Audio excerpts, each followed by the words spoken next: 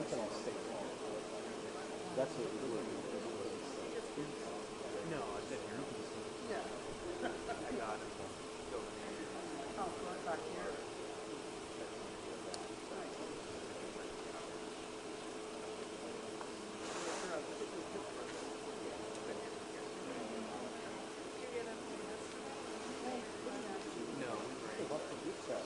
Weird because they found OJ's glove in his car.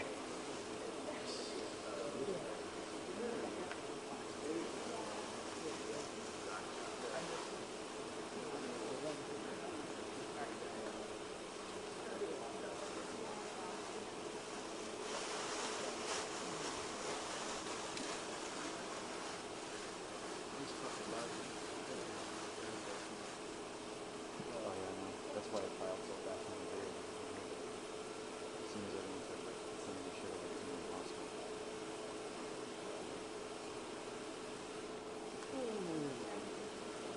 What do you got here?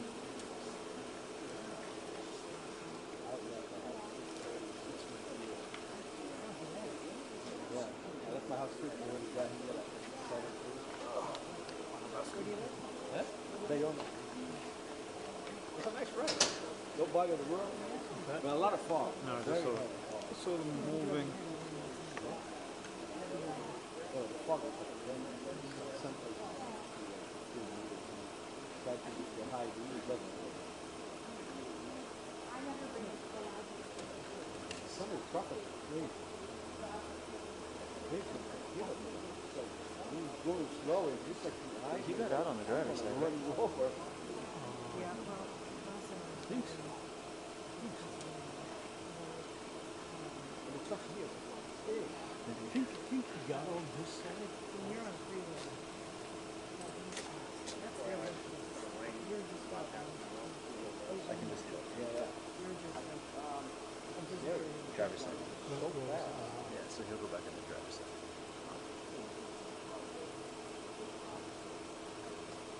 I'm gonna move it. It's What a me. couple. You're spinning through the two and three.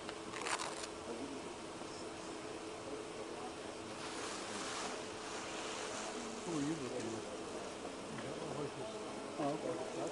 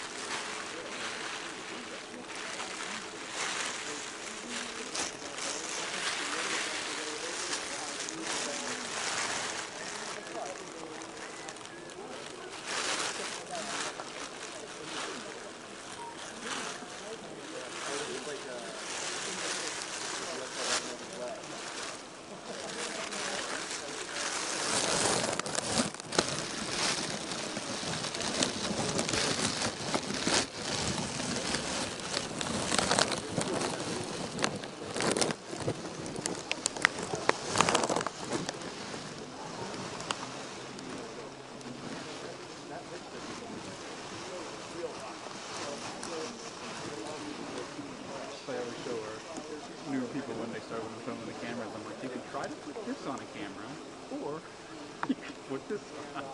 If you have all day, you still want to have hanging out, you can put the quarter brakes on. But if you want it to work, here's a garbage bag.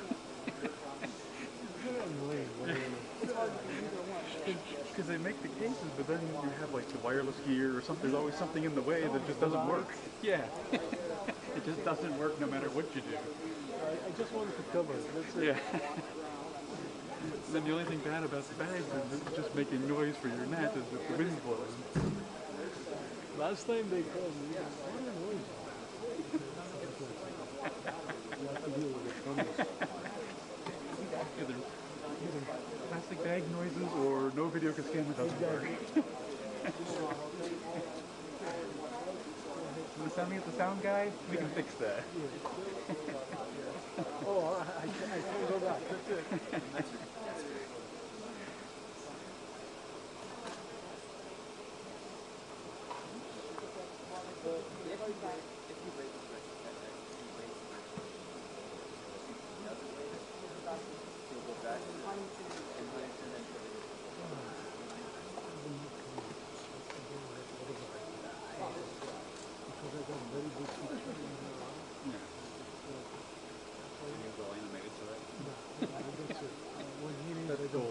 I just want to see the funny. Yep. You got a little bit mad, eh? Actually, this day funny because it screwed up there for somebody else for our seat. I go to the, oh, you want me to go over there? But I'm just curious if I'd catch up to the car if I didn't. Because most of it is pure curiosity. Like, pass them in a passing zone, get in front of them when I get to a red light in town, and just spell them on the corner. just for fun. Okay, there's a lot of this nice zone. Good news.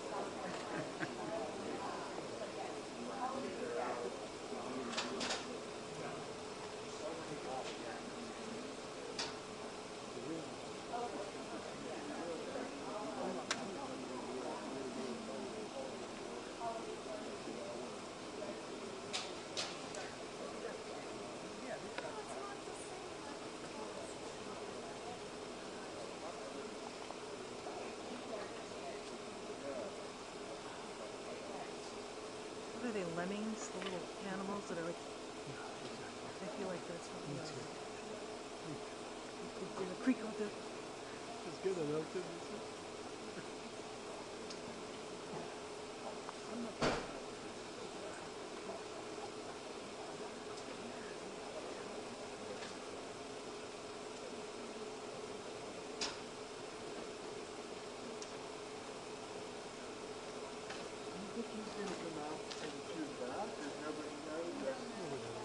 That's very interesting.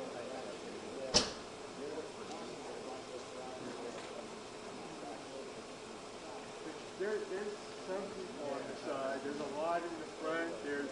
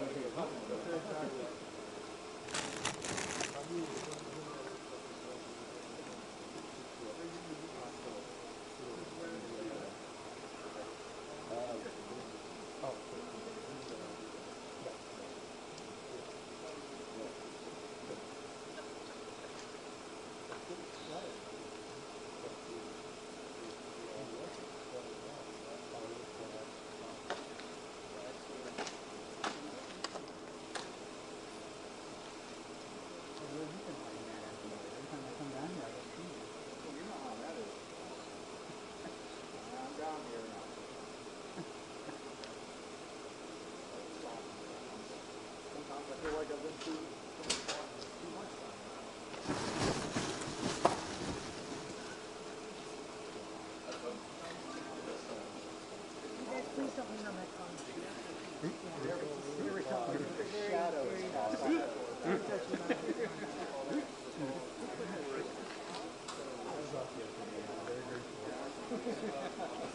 I saw that and I'm like, yeah, I'm going to talk to you.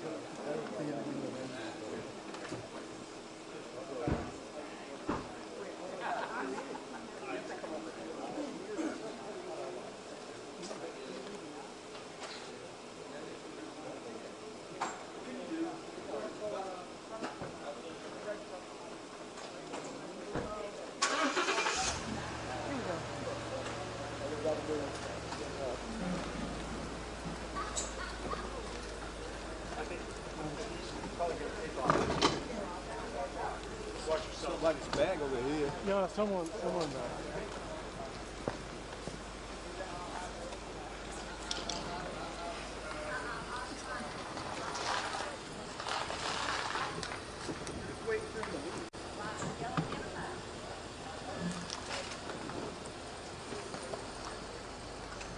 We're coming right back, so you guys might not want to. We're coming right back here, so I'm gonna ask you guys to move in about 20 minutes. Okay.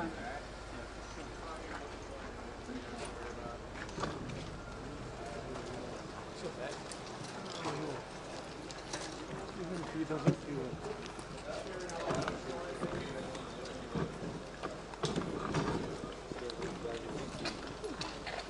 Need help?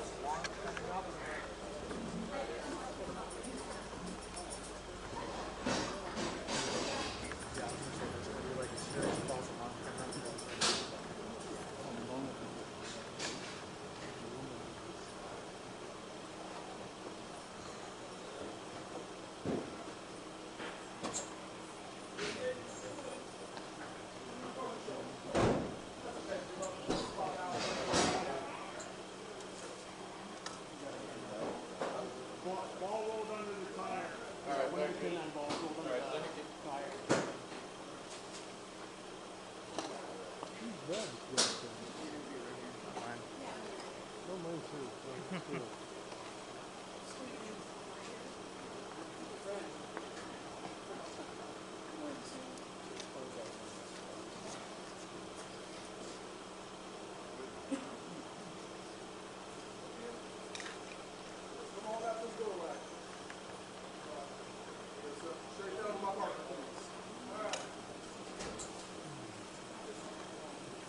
I was had trout today. We didn't even have trout. What about that? Keep going.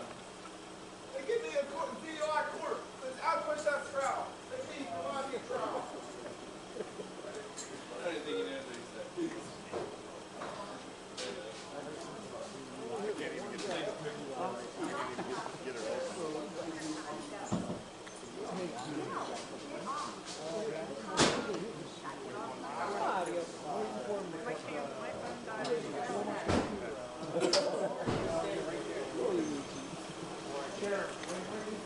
what he said. All right, thank you.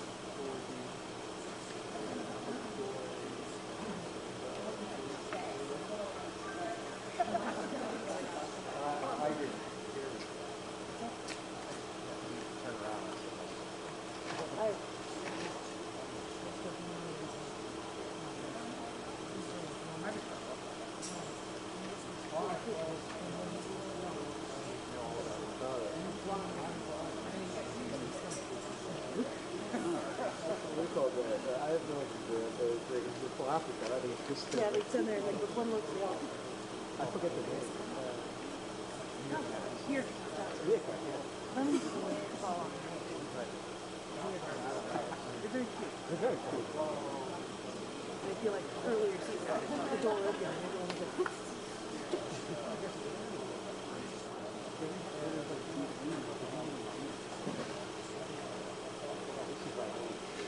It's gonna rain. Don't say that. In a couple minutes. Don't say that.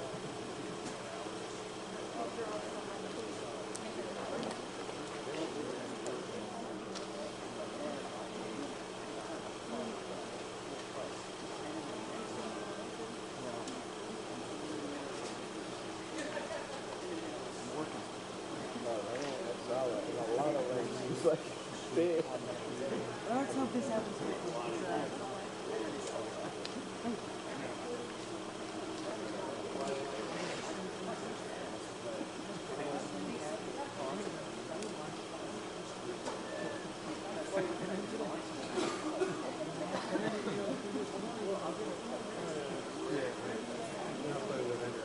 I saw yesterday morning something about this, you know. I started reading a little bit about it. Don't read it. Don't care.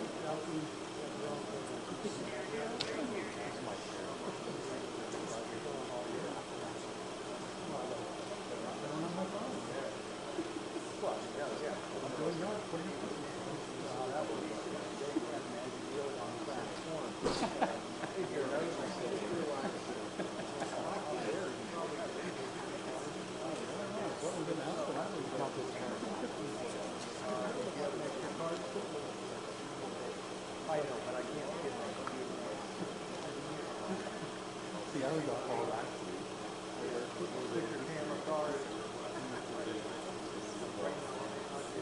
I like to put it up for the full week.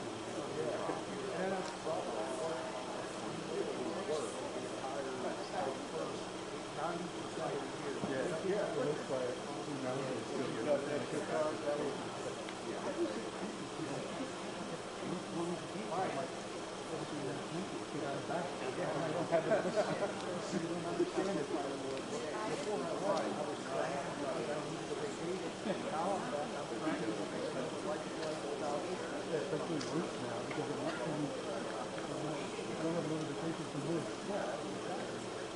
Yeah.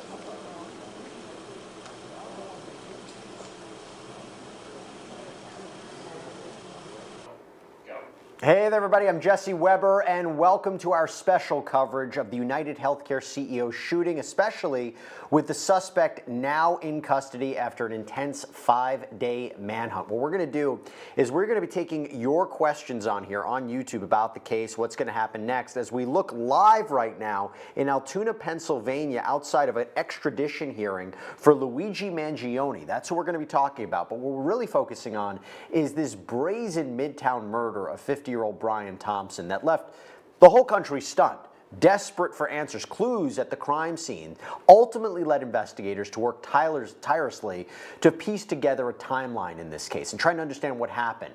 And details emerged about the suspect's involvement and escape route, but it was ultimately a tip to police that led to the suspected shooter's arrest. I'm talking about 26-year-old Luigi Mangione. He was arrested on an illegal gun charge, or gun charges, I should say, after an employee at this McDonald's was alerted that he was in the restaurant. Apparently, someone in the restaurant might have thought it was the shooter based on these surveillance images that were taken in New York. The employee was alerted and called 911. The story is going a little bit back and forth right now on what exactly happened.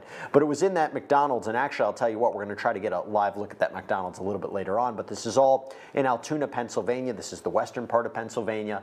And Altoona police recovered this firearm and this suppressor on Luigi Mangione, both of which are consistent with the weapon that was apparently used in this killing. And Mangione was also in possession of this fake New Jersey ID and a handwritten manifesto, writings, about 300 pages. But now he faces 5 charges in New York, including second-degree murder. He's also facing firearm charges and related charges in Pennsylvania. And earlier, outside of this courthouse, Mangione was resistant. He was stepping out of this patrol car, and this is for extradition to get him from Pennsylvania back to New York. And apparently, he blurted out something, a few different phrases. If we have it, I want to play it real quick. Down. Oh my God! That's completely out of touch, and it's an insult to the intelligence of the American people and the lived experience. So again, saying that is completely out of touch, and it's insult to the intelligence of the American people and lived experience. Not exactly sure what that means, but it's also rare that you see a criminal defendant actually blurting something out as they're led to and from a patrol car. I want to let you know that our very own Sierra Gillespie is in that Blair County courthouse for this extradition hearing. We're going to get to her a little bit later. We are going to be taking your questions right now on YouTube about the case, so please submit them. I do want to let you know that we have an update from court. Apparently, there was an issue of his bail. That has been denied. And in terms of extradition, it appears that they are contesting extradition. We're going to get a little bit more clarity on that, but if he's fighting it, that may delay him coming back to New York. That'll be really interesting to follow and see what happens. But as we take your questions and we dive into this for the next few hours, I want to bring on my guests. I'm joined right now by former FBI and CIA agent Tracy Walder and digital forensics expert Heather Barnhart. Thank you both so much for coming on. Tracy, I'm going to start with you because you are a very busy woman. You're going to leave because you have another hit that you're going to be doing on News Nation. Then you're going to be coming back here. So Tracy, I want to start with you, though, about this. Were you surprised that this is how Luigi Mangione was ultimately apprehended? I will tell you, I thought it was interesting, considering the outpouring of support that he had online. People were really supporting the shooting of Brian Thompson. That's a very disturbing side issue. I was actually surprised that a bystander actually said something and alerted police. What did you think? So a couple of things I want to say about that. I do hope that this individual who did alert authorities actually has security. To be completely honest with you, Jesse, I'm very concerned about that individual's safety, especially now that I've seen some of the reviews online about that McDonald's. People are having things to say about it that are not positive and that are threatening. And so I hope that this individual does have police security around them. I am and I am not surprised because, yes, as we discussed yesterday, there has been a lot of, I would say, rather vile rhetoric, quite frankly, about the murder of Mr. Thompson online. And I think people are divided in terms of how they think and feel. But I also think, too, that $50,000 to some people goes a very long way. And that may have been something that was a motivating factor in this case. And I know you and I talked yesterday just before the arrest of Mr. Mangione, and we discussed that most likely he would probably go peacefully or he would harm himself. And I think the first really is what came to fruition here. And he had a manifesto, which we talked about yesterday as well. So none of this is necessarily surprising. I think given the reward, I do think that this individual may have actually been motivated by that. So I want to give everybody a little bit of updates about what just happened in court. No cameras are allowed in that courtroom, but bail was denied. The defense said there are charges in New York, and they asked why the court would deny his bail in Pennsylvania, considering that right there in Pennsylvania he was charged with firearms offenses and a forgery offense, I believe. But the defense wants to focus on the Pennsylvania charges versus the New York charges first. Pennsylvania has 30 days to get a governor's warrant from the state of New York for the murder charges to facilitate extradition. The Commonwealth of Pennsylvania went through everything that it was found with, the money, the masks, again, these very consistent items with who we've seen on surveillance footage in New York. Luigi Mangione started talking in the middle of the hearing when the masks were brought up from the Commonwealth.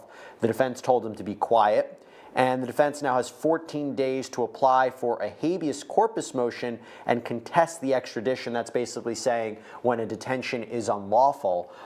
So a lot of moving parts here. Not even sure where to begin. But Heather, I'll start with you. You know, it's one thing to apprehend him. Now they have to tie the digital and they have to tie the forensics back to him. And we know that there was this water bottle and candy bars that were left in an alley near the crime scene. They know that a phone was recovered. I guess now the effort is, how do you tie that back to Luigi Mangione? How do you do it? Digital data. It always tells the truth. So you can literally pattern of life, typical behavior, abnormal behavior. I saw that his friends said that he kind of lost touch with them in the summer. Is that the truth? There can be a lot of claims out there on did he or didn't he, but the digital data truly will state what is clear and what needs to be focused on here. Heather, there has been reporting, at least from several days ago, that it seems the suspect was on video apparently making a phone call right before the attack. I've always found that interesting. Now, what can we actually know about that phone call and what will we not know about that phone call? Well, this is where it depends on, was it a throwaway device? Was it his real device? If it's a burner phone, the network service provider, is it a prepaid SIM? But cell tower data will be there. The call logs, at least knowing the number and amount of time. Was it a voicemail? Was it reaching out to someone? That's what we don't know, but it will be stored on that device. So as long as it's collected in a proper lawful manner, we'll be able to recover that information. We have a question from Nina Miranda Gullen on YouTube. What was the motive for killing of the CEO of UnitedHealthcare? The short answer is we just don't know. But Tracy, as you were saying, based on, there's a couple of things that have come out, right? This, I hate using the word manifesto, but these writings where he's talking about, you know, his ails with society, talking about it being a sick society. And, you know, he had serious back surgery.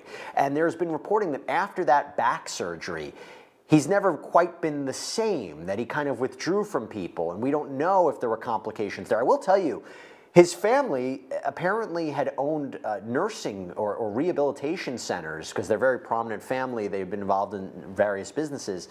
But trying to see what connections he could have to the insurance industry or the healthcare industry becomes paramount. You know, it's interesting. I interviewed his friend today, RJ Martin. We're going to have a sidebar coming out about that. And he never said anything about the healthcare industry or the insurance industry, at least that he came from his memory of the conversations they had, anything specifically. So as we think about why he would out of nowhere just kill the CEO or allegedly kill the CEO of UnitedHealthcare, the motive is very interesting. I think, and it's interesting because we actually talked about this yesterday, the back surgery that I had is the very same surgery that Mangione had. I've had that surgery now 3 times.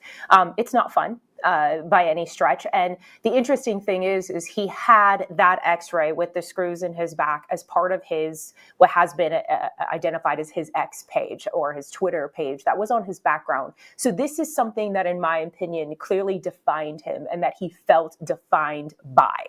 He didn't necessarily mention it on social media, but clearly he had mentioned it either to his friends or to his family because they noticed a marked change in his behavior.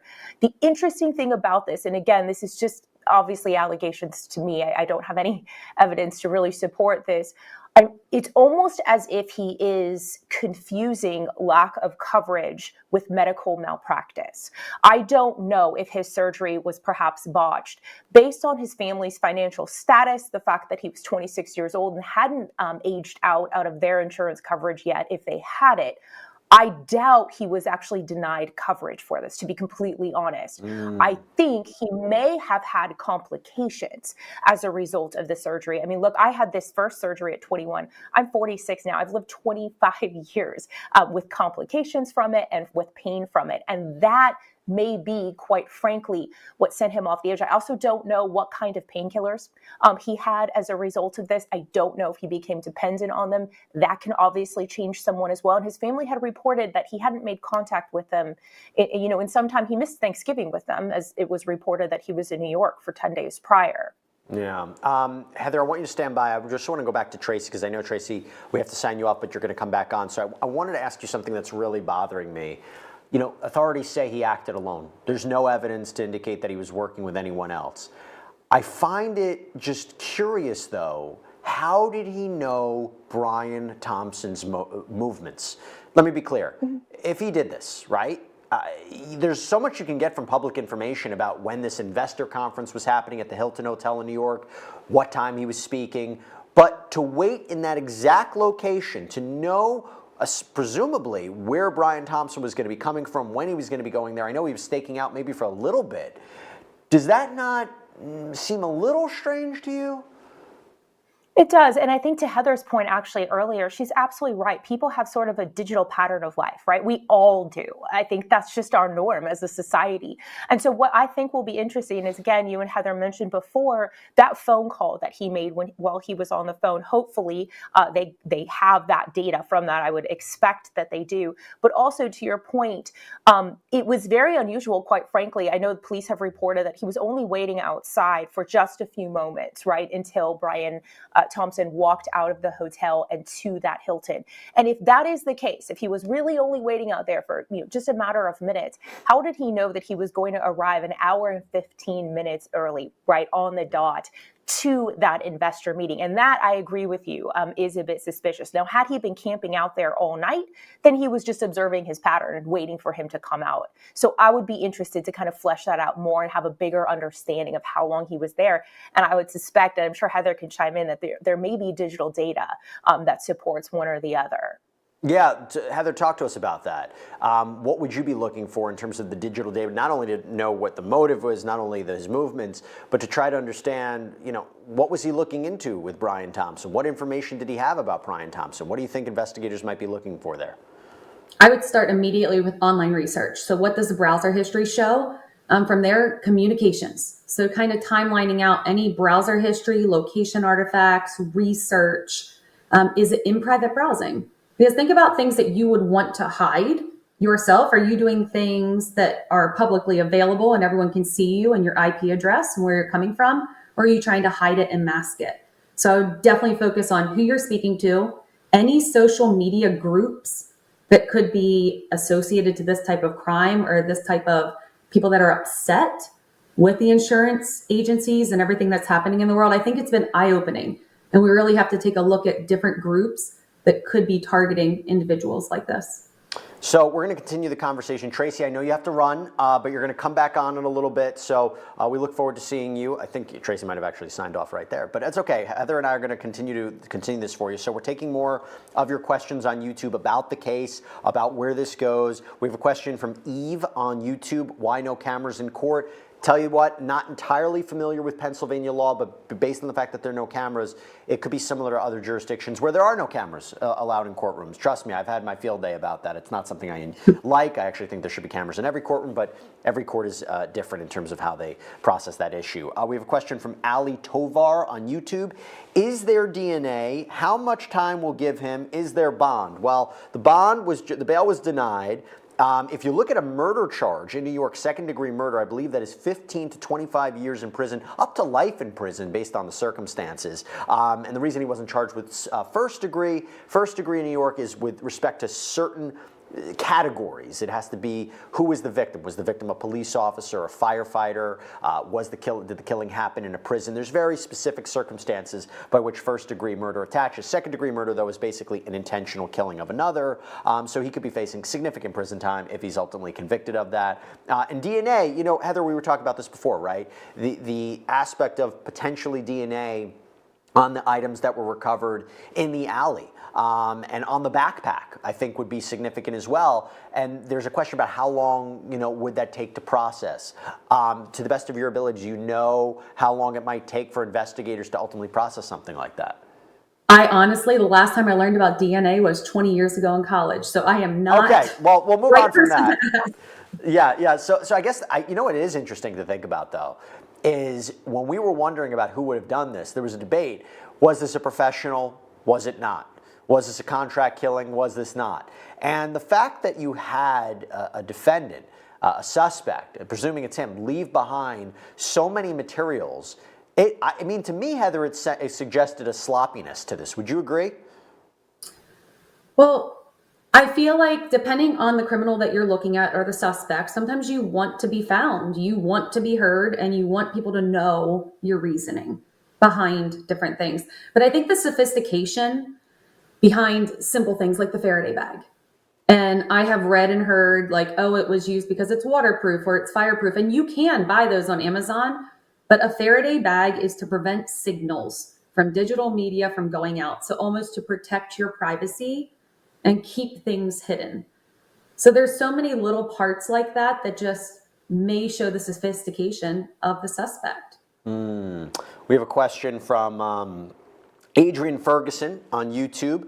I wonder if someone inside UnitedHealthcare is involved and helped Luigi. Well, to be clear, there's no evidence to suggest that, although we do raise the question, of course, is how did he know exactly Brian Thompson's movements? And that's another question that we had from Nellie Okulin on YouTube. How did he know this person will be there at this time exactly? It's very fair questions. And, you know, the digital evidence tells so much of a story, and particularly for young people, right? A 26-year-old probably I mean, I might be making an assumption here, but particularly young people in general, I act like I'm 90 years old. I'm saying like young people, but basically so much of their digital footprint tells so much of the story, right? We leave it all behind. And think about if you're booking travel, if you're even researching something and I tell you, Jesse, meet me at this place, how are you getting there? When did you book it? How did you know? So I think all of those things will really pinpoint a lot of the questions that everyone's asking and curious about. We have a great question from Justin Church on YouTube. Jesse, I've been hearing a lot about jury nullification. If this went to trial, how likely is this? That is a great question. So let me backtrack that a little bit. As I said at the beginning, I was actually surprised that a Good Samaritan came forward and called law enforcement to say that they believe the suspected shooter was in McDonald's because of this outpouring of support that we have seen for the shooting of Brian Thompson. And since Luigi Mangione's arrest, there have been people online who've come forward and expressing their support for him, not thinking that he's innocent, not thinking he didn't do it, but knowing that he did it or believing that he did it and praising him for doing it because there has been such an intense backlash against the health insurance industry. And I've said, you know, look, you can have your criticisms of the industry. The health insurance has ruined a lot of people's lives.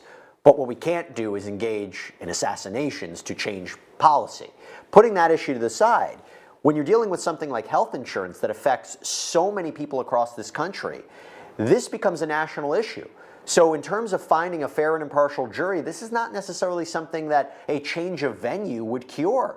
Trying to get to the jurors that either A, didn't know about this case, didn't express an opinion about this case online is one difficulty, but also trying to find jurors that, you know, weren't negatively affected by the health insurance industry might be tough. And particularly trying to root out stealth jurors that want to get on that jury and maybe try to protect Luigi Mangione. I think it is a real issue, a serious issue, because I will tell you, the one thing that wasn't on my bingo card was the amount of public support that you see for the shooting of Brian Thompson. I did not expect that. So trying, you know, for prosecutors to find a fair and impartial jury could be tough, and we will see where this goes. But also, look, you know, we're not at that stage yet. We're still at the beginning part of this, and we'll see how this ultimately progresses.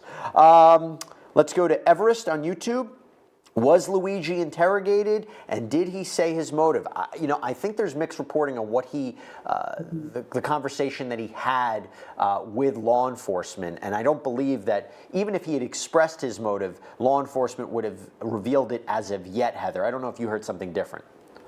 I have not, other than the Faraday and him explaining why he had it because he thought it was a waterproof bag. But I agree. I don't think law enforcement should or will release any verbal comms that are happening at this point. Still an investigation, still an active investigation to try to figure out what happened here. We have a question from Sally Rose on YouTube. Does he have legal representation? At this point, he appears to have an attorney in Pennsylvania, in Altoona, Thomas Dickey. He's not, I believe, being represented by anybody yet in New York. I mean, again, he's been charged, and the way it works in New York, yes, he has been charged based on an information. He could be arrested, but he hasn't been ultimately indicted yet. So that's going to be a little bit of a process. The evidence has to be presented to a grand jury in New York for there to be an indictment for this case to proceed towards a trial, but I don't believe he has any kind of New York representation as of yet. I want to let everybody know that I mentioned Sierra Gillespie was in that courtroom for the extradition hearing. As soon as she comes out, we're going to talk with her live and see what she learned in that courtroom, what she observed from Luigi Mangione about this, because I think, his outburst before he went into that courtroom, the first thing that I thought of, are we dealing with a mental health issue? Are we dealing with a very serious mental health issue? Now, to be clear, even if he had a mental health issue, even if he suffered from something like bipolar disorder, it wouldn't negate the crime, because what are the allegations? This is a guy who committed a murder in the heart of New York City and made his way to escape and was trying to avoid detection. That, under the law, would signify you knew what you were doing. And this wouldn't necessarily be an insanity defense. Insanity would be you don't appreciate what you're doing. So when you can show evidence of escape and trying to not be caught, that's something that would not work in his favor. All right, from Coolio on YouTube, is the McDonald's worker getting paid for the tip? It's a good question, Heather. I mean, there was a $10,000 reward for put forward by authorities that would lead to the arrest, and then there was a $50,000 reward put forward by the FBI. I haven't seen anything to suggest that about the worker getting paid, but I'm not sure we would get that information, Heather. Yeah, I would assume not. And based on what Tracy said, the protections that person may want to have in place, I don't think that would be widely advertised. Yeah, and by the way, one other thing I want to mention, Heather, so it was reported that when he was captured at this McDonald's, and it goes to a question from Samantha Phillips on YouTube, was he waiting to be apprehended at the McDonald's? No, the reporting was that when police came up to him, he was actually nervous and shaking, so I don't think he was waiting to be apprehended. But they said he was on a computer. What do you think? That's going to be key, right? What he was doing on that computer. I wonder if it was maybe looking up the case and seeing how far the investigation was going. It could be. And that's the thing. You see it all the time where people want to research, especially if they're involved, or if he was just considering the investigation. Everyone was following this. But looking at what he was doing leading up to those minutes, is it deleting artifacts? Is it potentially trying to research things, trying to look up the new place he's going to? Because he was not in an expected area, correct? Right. Wasn't he? Yeah. So who knew he was going to be in Altoona, Pennsylvania? We didn't know where he was. Also, I would say it's not common that you see someone using a laptop in a McDonald's. I feel like you get in and get out. It's not like you're sitting in a Starbucks and relaxing in a coffee shop. Yeah. So that's a bit unusual. You don't see anybody just, writing an essay while drinking McFlurry? Well, clearly you haven't lived your life. Okay, so here's what we're going to do. We're going to take a break. Before we do, I just want to let everybody know, Kaylee N. has a good question on YouTube. Didn't they also find a backpack in a park? They did. So they were, as we know, the suspect went from a bike into Central Park, came out without a backpack. They were searching for the backpack. They end up finding it, and inside is a Tommy Hilfiger, I think, jacket or sweatshirt, and Monopoly money. Very, very curious, and not exactly sure what that means. It may be a way, as I was talking about with Tracy Walder yesterday on Sidebar, it may be a way to throw off investigators a little bit, but maybe we'll explore that a little bit. What we're going to do right now is take a break. When we come back, we're going to get Sierra Gillespie up, and we want to hear what she saw from that courtroom. Stay with us. We'll be back.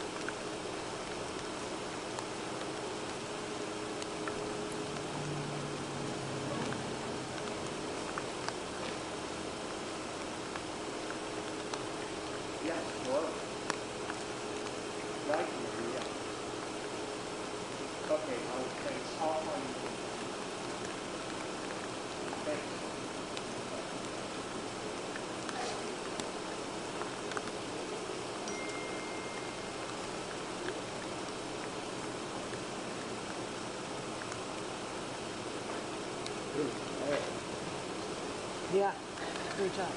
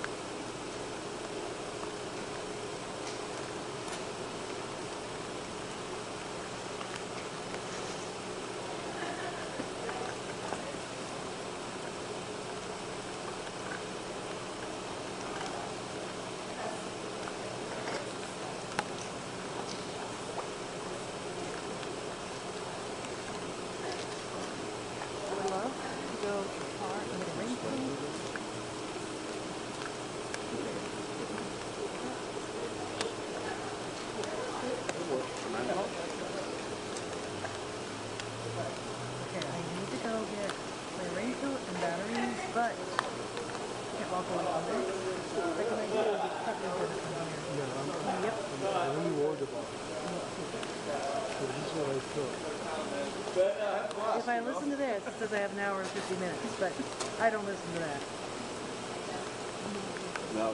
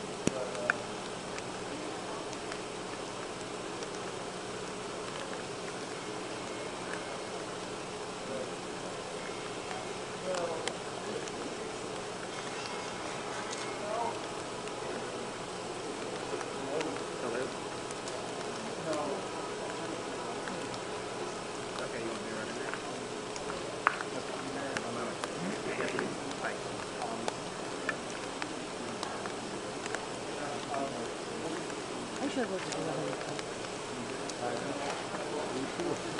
It was so beautiful in the morning. Well, they cleared it. I'm supposed to be driving home now.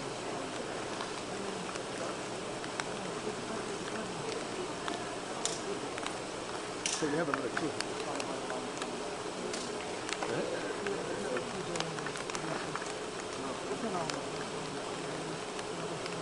What the producers for you guys do? Collect like information, get things on camera, cell phone. I can see it. I do the editorial stuff. Eh? He used to love the editorial stuff and he's like the middleman for institutions. So they communicate with the best, have the guys, with the best. We'll put, No, we got that. We're at Hudson Yards. what? Hudson Yards. Hudson Yards. Oh, I didn't go see anything. Is NYP's on there now? Oh, yeah. I was wondering. Where? Oh, at Hudson Yards? No, see, Arch, no. Oh, 27th Street, they said yeah. NYP's on. That's it. The PJs, all that's because we have our own off-site facilities. We've got 55th and 11th. UCBS. Yep. Used to be a Volvo dealership.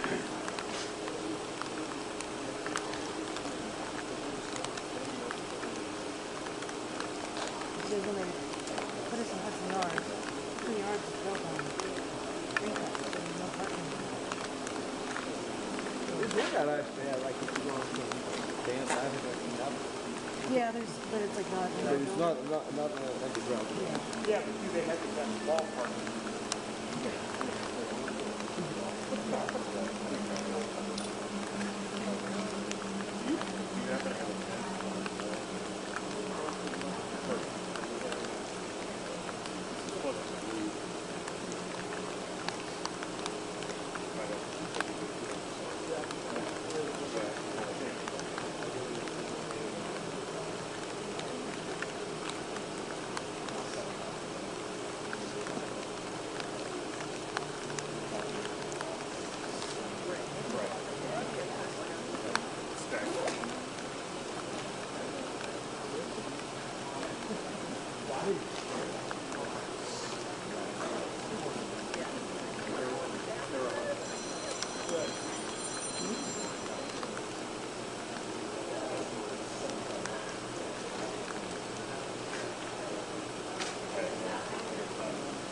He's coming up. The sheriff is.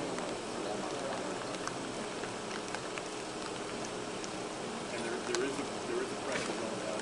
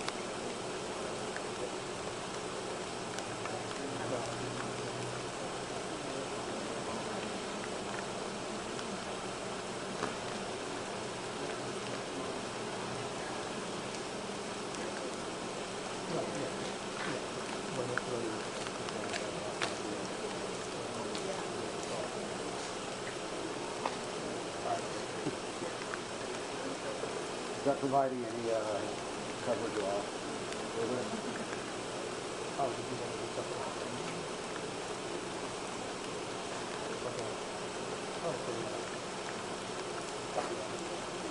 Hey, at least it's not that cold. Not snowing. Not snowing.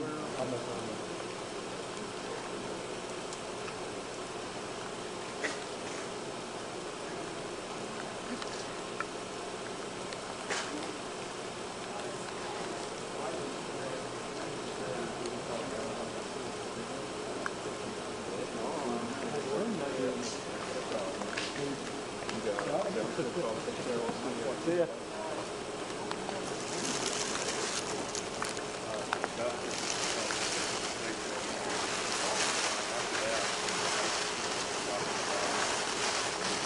what, they take him back to that prison 45 minutes from here and then to New York? Now, he's fighting for this position. Oh, he is? Yeah. So he's going to be here another 13 days. Oh. Another December 23rd. December 23rd he is. He's going to stay here. We'll come back to jail again. Okay. And we'll see our cops and pick him up too. And we have cops going to pick him up and down. After the hearing, they don't close it. No? I guess there is a protocol. Hey, that's different. Especially a guy like this. He's a high value target.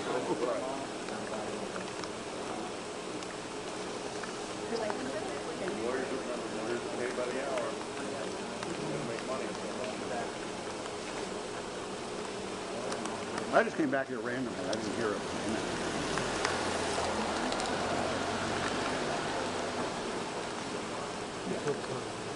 Huh?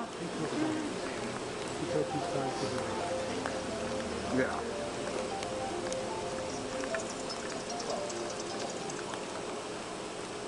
Hey, Robert. Yeah. Yeah, she has it. She should be up.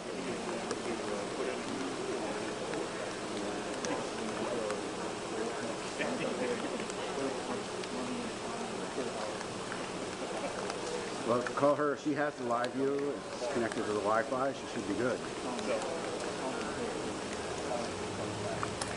Okay. Big truck. Big truck. The guy's coming back. For your original question, I don't think it has. He's going to be pulling in there. All right, welcome back, everybody. I'm Jesse Weber, and thanks for joining us for our special coverage of the killing of UnitedHealthcare CEO Brian Thompson. Luigi Mangione was just in court. This is the suspected shooter. He was in court in Altoona, Pennsylvania, where he's facing weapons charges and a forgery charge, but they're really more like placeholder charges, because really what we're focusing on, what will the charges be in New York when the attempt will be to extradite him back to New York? Well, we just found out, it was just released to us, the felony arrest warrant was released in New York, and he is facing charges of murder in the second degree, weapons possession charges, and possession of a forged instrument in the second degree as well. We'll get into that in a little bit. But right now, I want to bring on Law&Crime Sierra Gillespie, who is not only in Altoona, Pennsylvania, not only was she just in the hearing, and she's going to give us a bird's eye view about what happened in that hearing, but as we speak, as we bring her on live right now, she is outside of that McDonald's where Luigi Mangione was actually arrested yesterday. So Sierra, I'm going to turn it over to you as we talk about the hearing and, of course, McDonald's. And aside from the fact that the McRib is back on the menu, big news, we'll talk about that maybe a little bit later on in the show. You were in the hearing right now. Before we even get into what was decided in the hearing, I mean, Luigi Mangione goes into that hearing screaming to the press and making some wild comments. What did he say when in the courtroom? You know what, Jesse, this is one of those cases where we have updates literally minute by minute. So when our photog was outside and saw Mangione come inside, you know, he had that little scuffle, he yells a bit and was even a little bit violent. That happened, and moments later when he comes into the courtroom, nothing. I am telling you, this man walks inside, stone cold face. He's surrounded by about 10 different officers. And of course, he's wearing that orange jumpsuit that says DOC on the back of it. And he's got his handcuffs in front of him, the belt attached. But this guy looks, you know, like he doesn't even care. Honestly, what it reminded me of is when you're in high school and you're looking at the clock, kind of waiting for the bell to ring. That was him waiting for this hearing to begin, just kind of looking around, you know, didn't really care much. So in the beginning, we didn't really hear much from him. We did eventually hear a bit of an outburst when the hearing proceeded. But other than that, we saw him a couple of times turn back into the gallery, kind of looking back at us reporters, almost counting the number of media that were in there. So it was interesting to see the differences between before the hearing, during, and after. Yeah, it's, I mean, look, I've mentioned it before. We have to be observant of everything he says and does, A, to give us an indication if he really did this, why he did it, but number two, from a legal point of view, is a mental health defense on the table. Now, I could go day in and day out about how that might not work for him, considering there's evidence that he escaped and fled and knew what he did, but putting that to the side, I want to talk about what happened in the hearing. Talk to me about what the defense and the prosecution were both arguing for. Okay, so let's start with the prosecution because that's how the hearing began. They came forward and said this man is a fugitive of the law. Not only does he face these charges here in Pennsylvania, which, as you pointed out, placeholder charges compared to the charges he faces in New York, second-degree murder. That's what we're talking about here. So the prosecution straight away says, we do not want him to receive bail. He should remain behind bars. And also, they kind of went through everything that happened when he was arrested at this very McDonald's right behind me. They talked about the medical masks that he was wearing, which I want you to remember. That'll come back soon. So the medical masks, he had additional ones. He had a Faraday bag, of course, the 3D gun. All of these things that we've been talking about a lot. The prosecution went through this laundry list and said, okay, we don't want bail. That's the way it is. So up next is the defense. They come forward and say, wait a minute, those charges in Pennsylvania are completely different than the charges from New York. That doesn't make sense. We are going to fight this extradition, number one. And what he's accused of in New York has nothing to do with Pennsylvania. So again, let's focus on those. He replies to what the prosecution says in regards to all of the things that were found at this McDonald's and goes back to the medical mask. And that is when we hear vocalized from Mangione for the first time. Honestly, it was kind of a lot happening all at once. He seemed to yell at the defense attorney. And then immediately the defense attorney said, and I quote, do not say a word. So after that, he was pretty quiet, but it was interesting to hear. That's fascinating. I mean, my gosh. And at the end of the day, what was decided by the judge? What is the current status? We're watching this live video of him speaking out as he was going into that courthouse. So what was decided at the hearing, and what is the status of Luigi Mangione moving forward? So for now, bail was denied. So he will go back to where he was being held yesterday. It's about 45 minutes away from this McDonald's and from the courthouse where we just were. He'll continue to be held there. After that, the defense has about 14 days to file a writ of habeas corpus. Additionally, the Commonwealth of Pennsylvania has 30 days to receive a governor's warrant from the state of New York because, of course, there are charges there are charges here. It's kind of a lot of complicated things going on. After that habeas corpus, if it is filed, they then have to set a hearing. So basically, that's where we're at right now, waiting for what's next. And let's take a step back because you're in front of that McDonald's. For people who don't know, what happened in that McDonald's yesterday? Because I think we heard from some officers. If you're wondering exactly how that went down, that's one thing. But also the officers who responded to the scene had a very telling description of the reactions of Luigi Mangione. So talk to us about what happened in the establishment behind you. I'm glad you brought that up, his reaction when officers arrived and were talking to him a bit. But it all started yesterday morning, Monday morning. Things are completely normal. It's, Monday, we're all going to work, grabbing our coffee here at McDonald's. And all of a sudden, a customer sees, you see the image here, this person right here, Mangione. Okay, they remember that this person looks similar to the images they've been seeing for about a week in regards to this nationwide manhunt. So they contact a McDonald's employee. That person calls 911. And we have the Altoona Police Department who respond. They see him. He is at a booth. He's got a laptop and a bag on the floor. And immediately when they go to talk to him, they say, we knew. We got our guy. The image that we've seen from New York, all the surveillance video from the cab and nearby the hotel, all of that looks very similar to the person who was sitting in front of them in this McDonald's right here.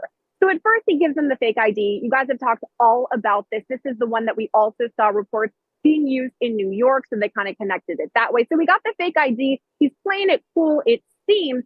And then he gets visibly shaken when the attorneys mention New York. Hey, have you been to New York recently? He has a strange reaction and immediately starts shaking and looks a bit scared. So that is something that really stood out to officers here just yesterday morning.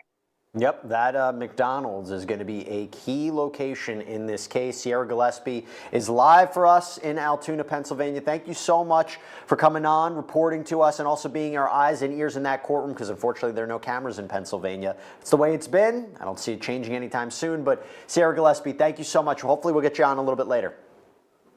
Thanks, Jesse. Good talking to you. Good talking to you. Okay, I want to bring back in my guests. By the way, we're going to take your questions. So if you have questions about the case, comments about the case, submit them on YouTube. We'll talk about them on here. So I want to bring it back on. I think we have with us Heather Barnhart, digital forensics expert. I think we're either trying to get Tracy Walder back on, but we'll see if we can. But who we do also have is Philip Klein. Now, Philip Klein is a personal protection officer, a security analyst who actually protected Brian Thompson on 3 different occasions between 2005 and 2009. I'm thank you. Oh, so we have Tracy. I'm glad to have everybody here. Philip, I actually want to start with you. We haven't had a chance to talk. First of all, I'm so sorry for your loss. I mean, you lost with the loss of Brian Thompson. What was your reaction to finding out that news last week? Let's start there. Well, we were on duty over in Houston, Texas on another sortie, and we were with a client. I was pulled out of the situation by one of my senior agents that advised me that a situation had gone down in New York City earlier that morning, and that it had been somebody that was affiliated with one of our clients. We protected him in Dallas, Texas 3 times between 2005 and 2009. We were hired by the oil company that he was coming to give a presentation to. I found him to be just a wonderful gentleman. He listened to what we told him to do. When you get into the bubble, it's important that the protectee listen to what we tell you to do and what not to do. And we found him engaging conversation. My personal feeling was a little bit of shock. And I think my first question was, well, where was his detail? And they advised me that he did not have a detail. So I was totally confused by that. Can we talk about that? Can we talk about Sure. that? Why do you think he didn't have a detail? I mean, he's going to this investors conference in New York City. Yes, it's early in the morning, but any reason why he wouldn't have had a detail?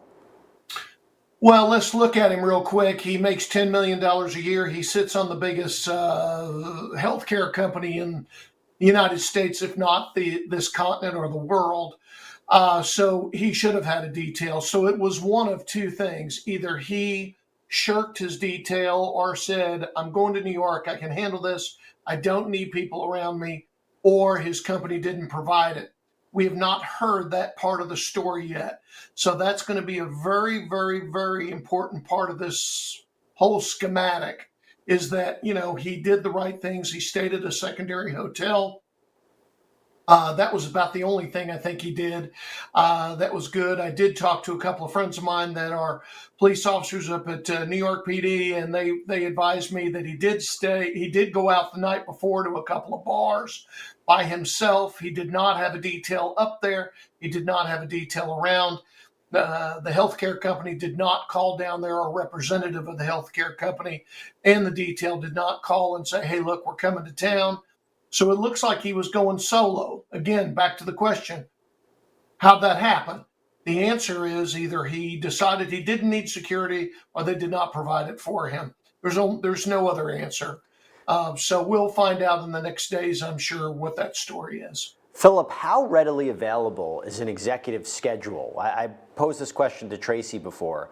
There's one thing, public information, people probably knew. If you're taking Luigi Mangione as the person who did this, you probably knew when he was speaking and where he was speaking, but to know his movements, to know maybe what hotel he was at, to know that he'd be getting there early, how would somebody have that information about a high executive like that?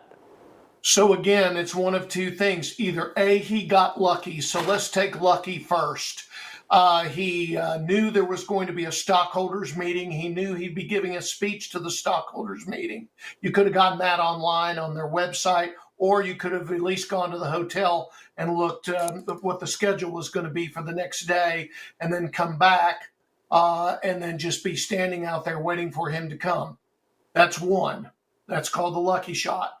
The other shot is that there's somebody that was feeding him with information that he's not a dumb man. He's a very bright man. He went to some Ivy League schools.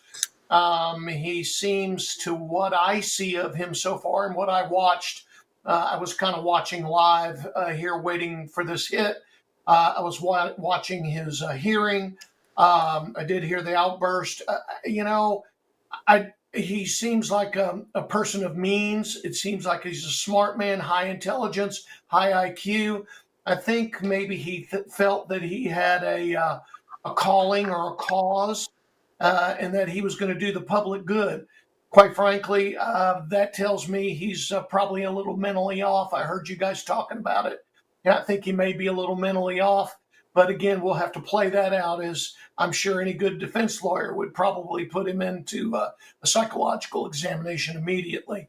So we'll see what happens. But there's a lot of answers to questions that we have in the industry, because we need to know what he did, how he did it, how he planned it, and his mind thought, who he was. Because now we're a little bit worried about copycatters right now. We're all a little bit on edge. My phone won't quit ringing. Yeah. We took in 16 protectees over the last, 72 hours. And so we, and some of that is one-on-one. But what we worry about now is the copycatters. They see this guy raising his fist. They see the audience out there that are seemingly in support of this guy killing somebody. Yep. I mean, it's mind-boggling for guys like us, but we've done what we've done. We've told our clients, scrub their faces off of the internet, shut down TikTok, shut down Facebook, shut down Instagram for you, your wife or husband, and your children. That's enough. None. And limit their movements. We're limiting our executives' movements. They can operate from home. That's fine if it's a fortified residence. If not, we'll move them to an area to which is an undisclosed area that they can operate out of, and it's nice and they can feel relaxed and comfortable. We've also told some of our longtime clients it might be okay to go ahead and pull the kids from school, and let's go ahead and pack the car, and let's go to grandma's house, or let's go to our second house, or let's go to a place that we know that our guys can set up a perimeter and be able to create some kind of peace and comfort for these families. I'm really glad you mentioned that, because as shocking as the killing was, it's equally as shocking as the reaction. And I think one of the worst things that could happen is if you actually see changes made at a corporate level or a congressional level because of this response. And I've said this before, that would be really a bad precedent to set. It would be a horrible precedent to really, send, really number scary, one. Yeah. It would be a horrible precedent yet to send. But number two, most importantly, we have to ask ourselves this question. What's wrong with us in the United States of America that we're cheering on a killer? I mean, there's something wrong. We're going to have to have that's a whole. I mean, again, that's a whole separate conversation. Again, about the idea of people have problems with the healthcare industry, the insurance industry. Absolutely, totally justified. But that doesn't. Yeah, and of course, but what it doesn't mean is that you can justify assassination and say, oh, this is what it takes for there to be change. That's a whole separate issue. I'll move on to that for a second. I want to actually go back to Heather on this. I think we lost Tracy's connection, so if we can't get her back, Tracy Walder, thank you so much for coming on. Wish we had more time with you. But I want to go to you, Heather, about something. So look, these images, right? These images are what could potentially have solved this case, particularly the image of who appears to be Luigi Mangione in that hostel smiling. Talk to me about what it's like to process these kind of images. Do you expect more images to be coming forward during the course of this case? Because this was a killing that took place in a large metropolitan city. There are cameras everywhere. What are you going to be looking out for? And also, again, when you think about the processing of these images, how important they are. Facial similarity is a huge aspect here. Something else to consider is some of the cameras are really grainy. So we need good quality to be able to see jaw structure, facial structure, how far your eyes are apart. So all those similar details go in, but also mannerisms. How do you stand? What is your stature? How are your hands held? If there's any objects, if you can see a cell phone in his hand or the type of jacket and attire, all of that will come into play and will be examined in detail. Can you enhance the image? Let me rephrase. If you take the image of that person smiling, can it be put through a process where it can be enhanced and you might have a more positive identification to, let's say, Luigi Mangione? Well, with forensic software and honestly, even implementing AI, anything's possible. You just have to make sure you have a human validate all of the findings. Gotcha. All right, well, here's what we're going to do. We're going to take a quick break.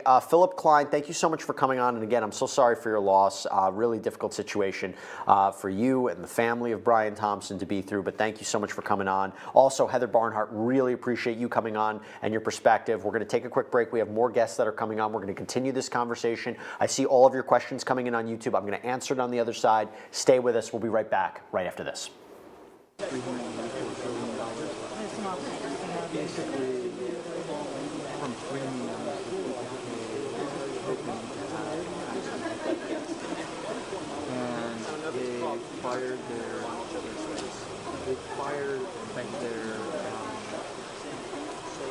one department and replaced it with an AI computer that denies 90% of the claims.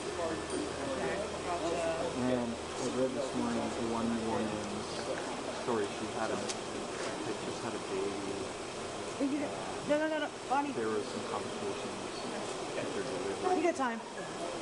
Really? They received Sorry. for delivery. Oh, yeah. He's done that. Why don't I come on back? Because it's private property, don't. Bills for like $80,000. It's a whole thing. I don't want to get in the way. There are no way, he's not coming out anytime soon. Don't yell at me. No, you're in the show. I know. No, this has been a whole thing. You guys moved this truck here just to I just had a nice chat with the property owner. We got along like gangbusters. Because the lady, yeah, she's like, I was like, are you guys just like looking on it? Eventually, properties, you guys keep building up. I'm like, oh, I don't blame you. Like, blah, blah, blah. Yeah, this has been a whole thing. This guy's been stronger, yeah. Everybody comes back. This side, the poor part, like 5 feet that way now. It's right here. So, I need batteries. No, I mean, she's just standing there.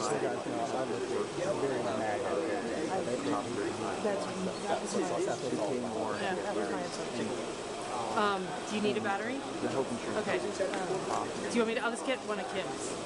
Yeah. Just any one, it doesn't matter. Like there's a secret battery. No, just get Can you take a photo of me that shows everybody Thank here you. so I can prove that I'm not picking up the phone for a good reason? Show the expanse of the movie.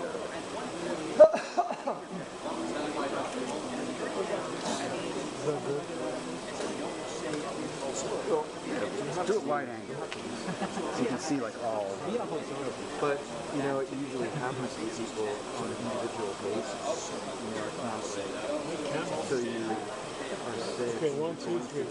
But you get stuck in private. You know. And I feel like the media would be more responsible. Sorry, I can't pick up. I'm waiting to shoot a purple. And the other thing is healthcare providers can pursue but health insurance companies cannot because it's Yeah, he said this is an insult to the intelligence of the American people. It's a lived experience. Yeah. And there's something for that. He's got a message for America. Oh, really? Yeah, tell something. What? I was pretty gospel. Yeah. It was dramatic for as long as I did. Oh no! And I still have to have it all. Every time it's $5,000 a week. And they will fight stuff that they agree with. And then when you sign up for that, you also can't sue them because you sign an agreement that it would go to arbitration. And that's the background. So it's like it's a rigged thing.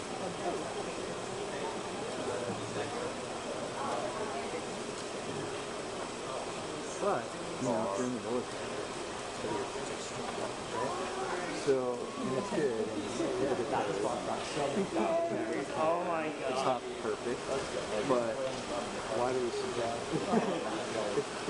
If we decide that that's something to do with the military, why wouldn't we use it? And if 32 out of the top 32 countries in the world, It's like, oh, you know, and we'll take a large cheese, extra olives. Thanks, Bonnie. Hey, Luke.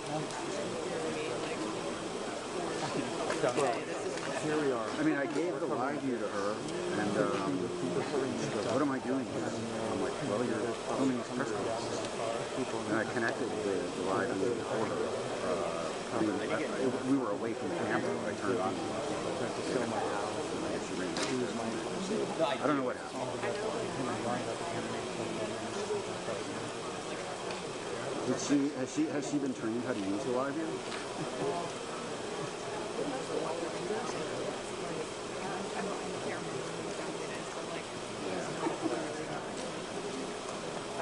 You hear Bandit at the bio?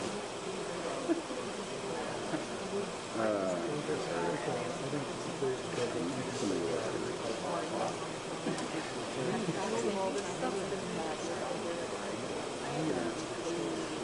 I don't know what. I read this letter by a doctor. Yeah, I don't know why. Somebody's gonna have to call her and ask her. He talked about his favorite people. I'm only one person. I can only do one. I got it. They were like, no, we're not gonna let that go. We're not gonna let that go. I think so. How many hours? That's crazy. Yeah. Yeah, so he's like, so this 1-year-old kid has to have how many more seasons? They're also like 9 aren't they the best fast food? Like the 5 for 5.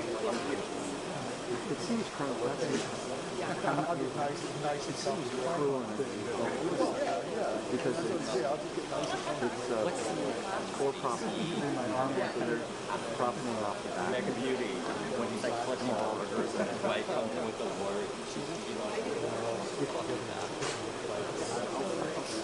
I have all my gear inside the fridge. I wonder if they're going to shut it down at 5. What was your first video? Probably he was leaving before 5. It's already.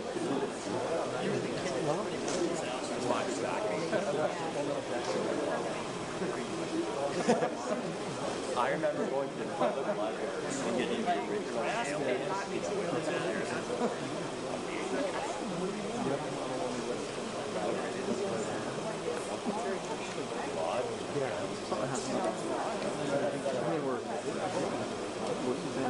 or witness. We're spending an enormous amount of our healthcare dollars.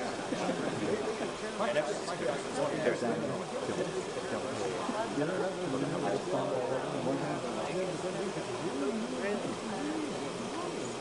Or you have. You could sell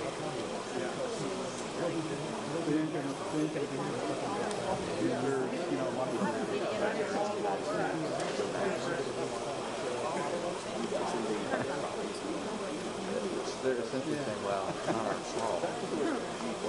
But we agreed to it. But we're not.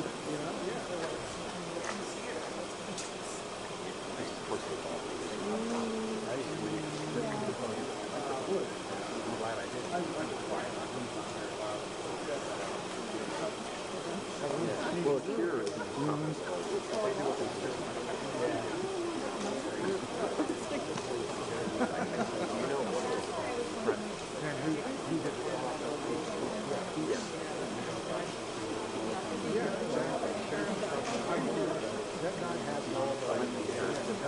Were you here? I've never seen this. Were you back here?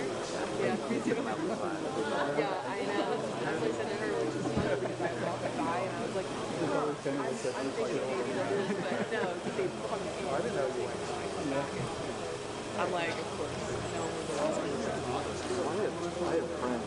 My really good friend called me last night. Yeah, I know. I said to someone else, I'm like, I'm successful.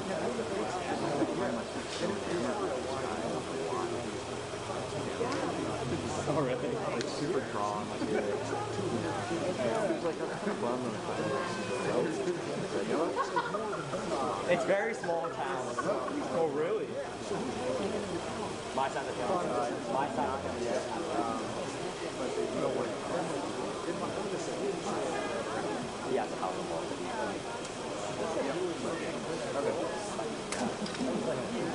I don't even get a family discount. Well, maybe only through his own experience can he recognize, like,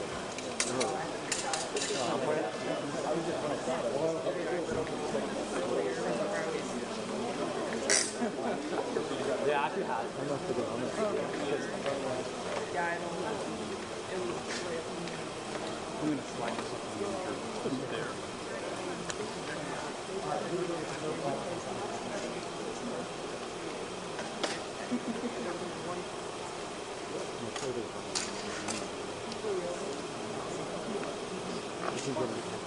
You're like, oh my goodness. Oh no, there was a couple.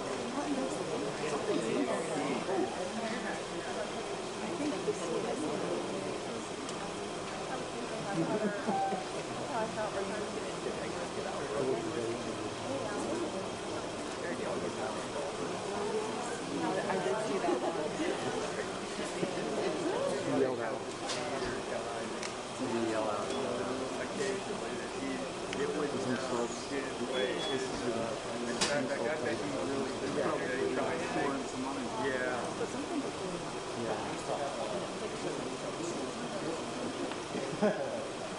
Just started. You have the whole quote, right? I forget it. Did you send it to me? Yeah. An hour. Yeah, well, I probably have old time. I'm 16 now, so it just goes in 1 year and out. It's amazing you're supposed to name it. Yeah, my Peter.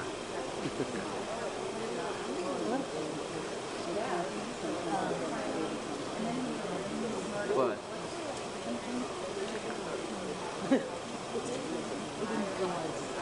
He's still fighting.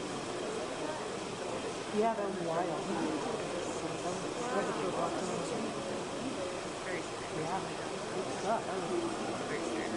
What's scary? Wow.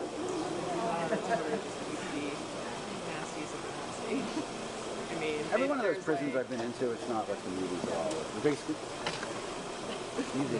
yeah. you're basically in this room and you just never see each other. It's not like you're getting like, initiated into a thing. Right. Yeah. All that They stuff. just have a lot of like, yeah. There's a lot of guard like issues with guards and things. Did you hear that he acquired 196,000 Twitter followers in 24 hours? Are you allowed to be on Twitter when you're in jail? He's going to spend the next 70 years. You have a new on. I saw that, yeah. He's going to be in prison for the next 70 years. Unless Trump pardons him. State pardon. No, you can't pardon him. Good point. I guess Trump can't be pardoned.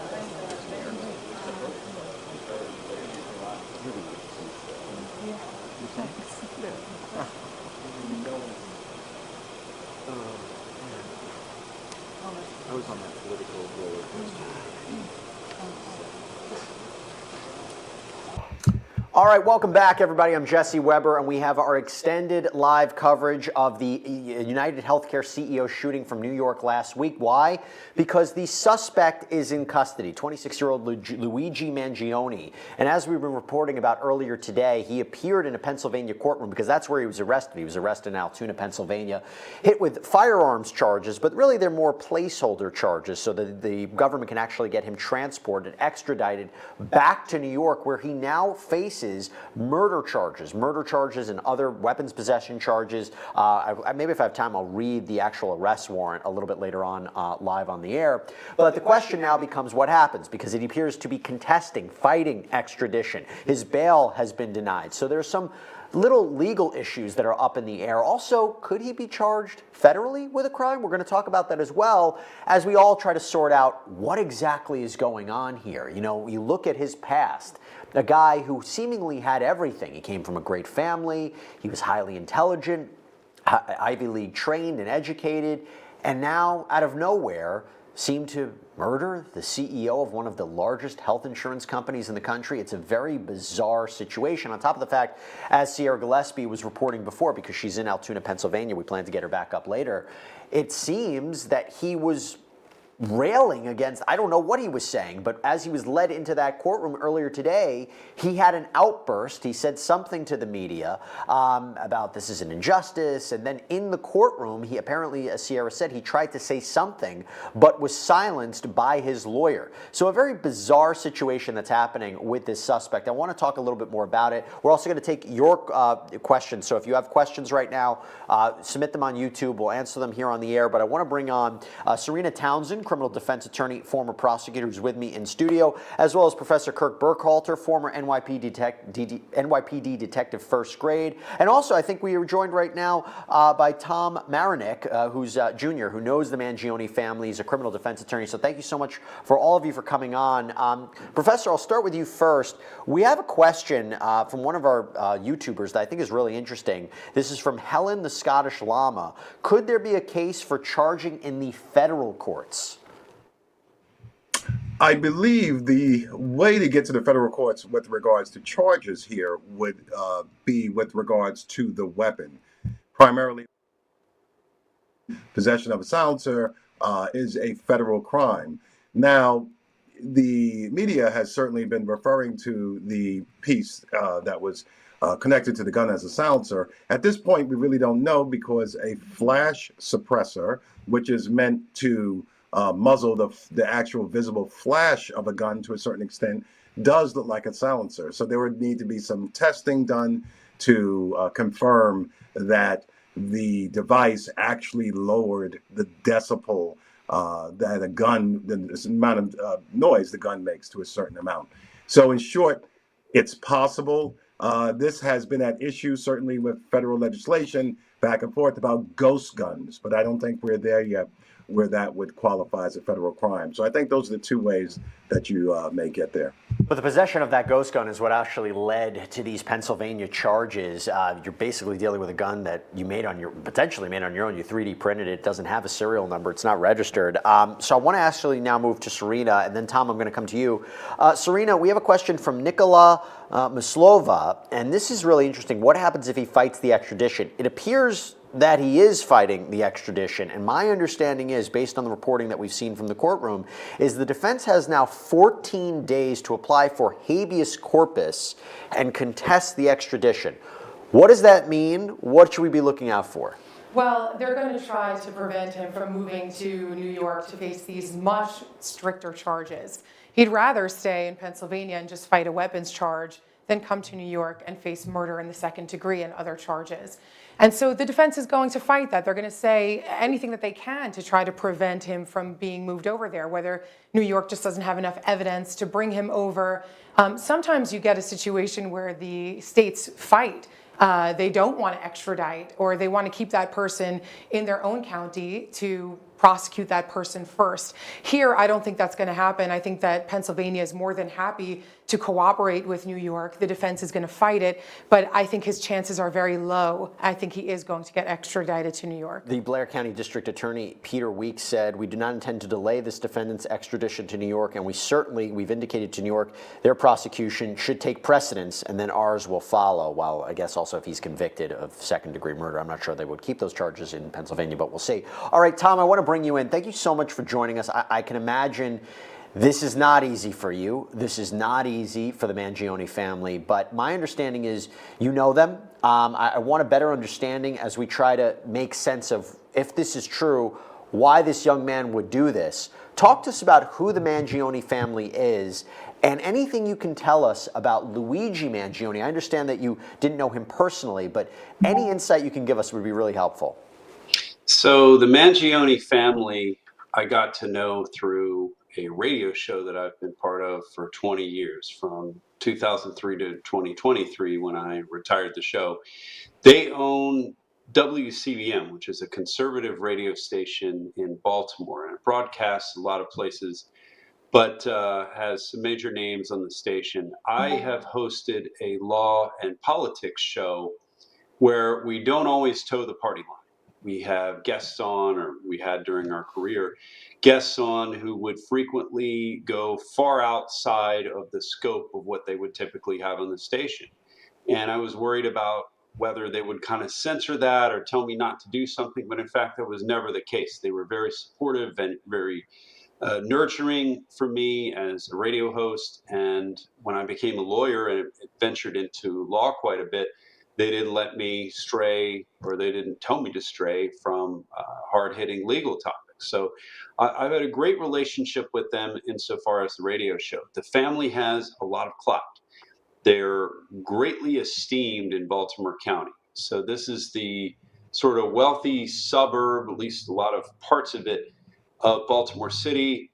A lot of people live there. It's very diverse insofar as the county. There's a big difference between the people who live in Catonsville, Towson, other parts of the county. But the Mangione name would go a lot of places. They'd help out charity. They'd support a lot of different interests. They own 2 golf courses, one Turf Valley, which is one of the best, certainly in the state, perhaps even regionally, and then also the radio station and other real estate. But just a well-regarded, well-heeled, successful family, if that makes sense. And did you ever hear about Luigi? Did you know anything about Luigi? Have you ever met Luigi? I mean, this is, again, I did a whole separate sidebar, the show that I host, on this, and we broke everything we know about the Luigi and his family. This is a guy, Ivy League educated, highly intelligent. You know, he was a wrestler. He was interested in robotics, computer science. He got a master's and bachelor's degree, had a great job lined up. It just, some of this doesn't, I mean, a lot of this doesn't make sense, but is there any information you can shed about what we know about Luigi? I never met Luigi. I knew his grandfather and his uncle and his cousin, Nino Mangione, the delegate. So I never got to know him, but I am surprised, shocked, because this is the furthest thing from what you would think when you think of the family. Yeah. It doesn't make a lot of sense. And you're right, he had every opportunity. He was the valedictorian at Gilman, which is an elite prep school. I went to what I think is the best local high school, but they would say the same about their school. And he went off to an Ivy League school, University of Pennsylvania, and really didn't have to worry about his means being taken care of. The family would do that. They were generous within their family, just like they were in the community. And it just doesn't make sense on so many levels. Have you spoken to them? Have you reached out to them? I have not. My knowledge of them and interactions with them were through the radio show. So I would see them at events related to the radio show and just sort of checking in on how I was doing with the show. But I've not spoken with them about this at all. Tom, stand by. We're going to get more perspective on that in a minute. I want to get to more of your questions. So we have a question here that I think is, I don't have the answer for it. Kirk, hopefully you have the answer for it. It's a question from Michael Bahari. Do we have answers about the Monopoly money and Tommy Hilfiger jacket? That's what was found in the backpack that was located in Central Park that was presumably left by the shooter. Are the significance of these items understood? I can't make heads or tails of this. I don't know what to make of it. What do you take away from it? No, we absolutely do not have answers beyond it. Tends to lend to some speculation that his intent was to leave that behind along with the bullets as some type of message. When you think of the game of Monopoly, you win by breaking your opponent, by making money at the expense of others. And that seems to go along with the theme of the manifesto that was found. But this is simply speculation. Who knows what was in this person's mind. But I would think that he meant to leave it behind. Jesse, one has to remember that to commit a homicide, to take the life of another, is a life-altering event. It's something that most of us have never done, and God willing, will never have to do it. Right before someone does it and after they do it, all types of things go through their mind, and whatever plan they had quite often goes off the rails because of the emotions that come along with this. So it's easy to speculate that he had a plan, and once he executed this crime, that some of that went out the window. There is a lot of talk right now, Serena, about did he have help? Was he acting alone? I mean, the authorities have said so far that he's been acting alone, but we have a question from Nancy Liebenberg. Could this be a murder for hire? Now, one of the things that I do find interesting is how he could have had access to Brian Thompson's movements. What do I mean by that? I mean, yes, it was public knowledge. I mean, you're part of the investors conference that he was going to be speaking, when he was going to be speaking, but the fact that he was going to be arriving so early and walking on that particular street. Now, from my perspective, I know the Hilton Hotel. There are, I believe, 3 entrances in which you can get in there. But there's one particular street, again, this I think it was 54th Street, that this was happening, and it's an interesting way to know where if you were going to do this, it makes me wonder, would you have just waited outside? Because that was not the front entrance of the hotel, it was the side.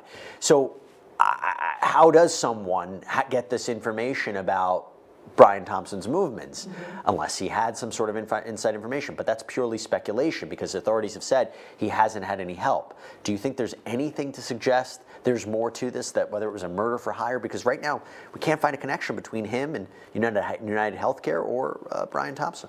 I think this is the very beginning of what's going to be a wild story. It doesn't smell to me like a murder for hire. First of all, we're all assuming that they caught the right person. We still don't know that yet, right? Innocent until proven guilty. But assuming if he is the person who committed this crime, I would find it hard to believe that someone hired this guy to commit the murder. First of all, he doesn't need the money. We just heard he comes from a prominent family. He's well educated, intelligent. He comes from, a lot of caring people who have a lot of money. So I would be very surprised if he would simply commit this callous act just to make money. If he is the one who did it, it feels like he had a reason that he believed was important. It doesn't seem like he's the type to do a murder for someone else. Well, disturbingly, you're seeing this outpouring of support. So many people will think, you did us a favor, you did the right thing, which is just insane to think about. But it does lead me to another question. And Tom, I'll throw this one to you. This is from Adon Solis. Would the image and perspective of the public be taken into account with this case, given that this case truly doesn't bother that many people so far? I mean, look, it's crazy that I'm saying this, but there is this outpouring of support for the shooting of Brian Thompson, and particularly when Luigi Mangione was identified, particularly on social media, there was, you're a hero, love your work. They called him the GOAT, the greatest of all time. And this is reflecting on him, and I wonder, is it going to reflect on the family? But this idea of, yes, he will be charged with murder and prosecuted for murder, despite if the public, thinks this is a great thing. But I'm just curious your perspective of the fact that he's being, hailed as a hero by a large segment, not a large segment, but a certain segment of the population.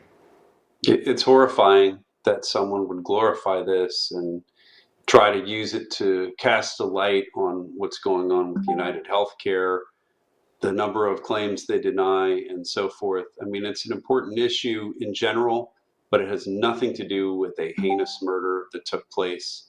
And I think that's where the focus should be, with the family, with the fact that this is a father and an ex-husband, and certainly a dear member of the family that's now grieving. All of that being said, I do think that the Mangione family should not be feeling anyone's anger. They had nothing to do with this. The fact that one of the members of their family is being accused of this is just a tragedy. It's shocking. But as a friend of mine posted on Facebook the other day, he said, don't think of the family because of the alleged actions of a member of the family. Don't put them in that same box. They're still the same people who do a lot of good for a lot of people, and I think that's really where things should be, not on these other peripheral issues, just on getting to the truth. That's a good point. That's a good point. We have a question, Kirk. I'm going to go to you on this. This is from Krista Helicopter. Man, I hope that's her last name. But Krista Helicopter says, will he be drug tested in jail, or do you need a warrant for that? It's an interesting question, considering we're seeing this kind of erratic behavior today from him.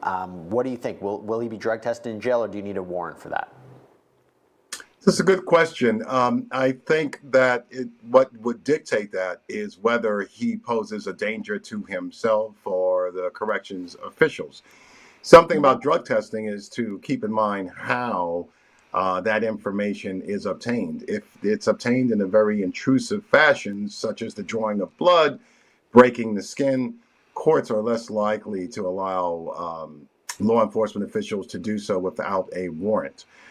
In most cases, once he is in custody, unless there is some suspicion that he took some type of narcotic that is long lasting, he's in custody long enough where if he had ingested some type of narcotic, the effects would have been worn off by now. So in short, I doubt it.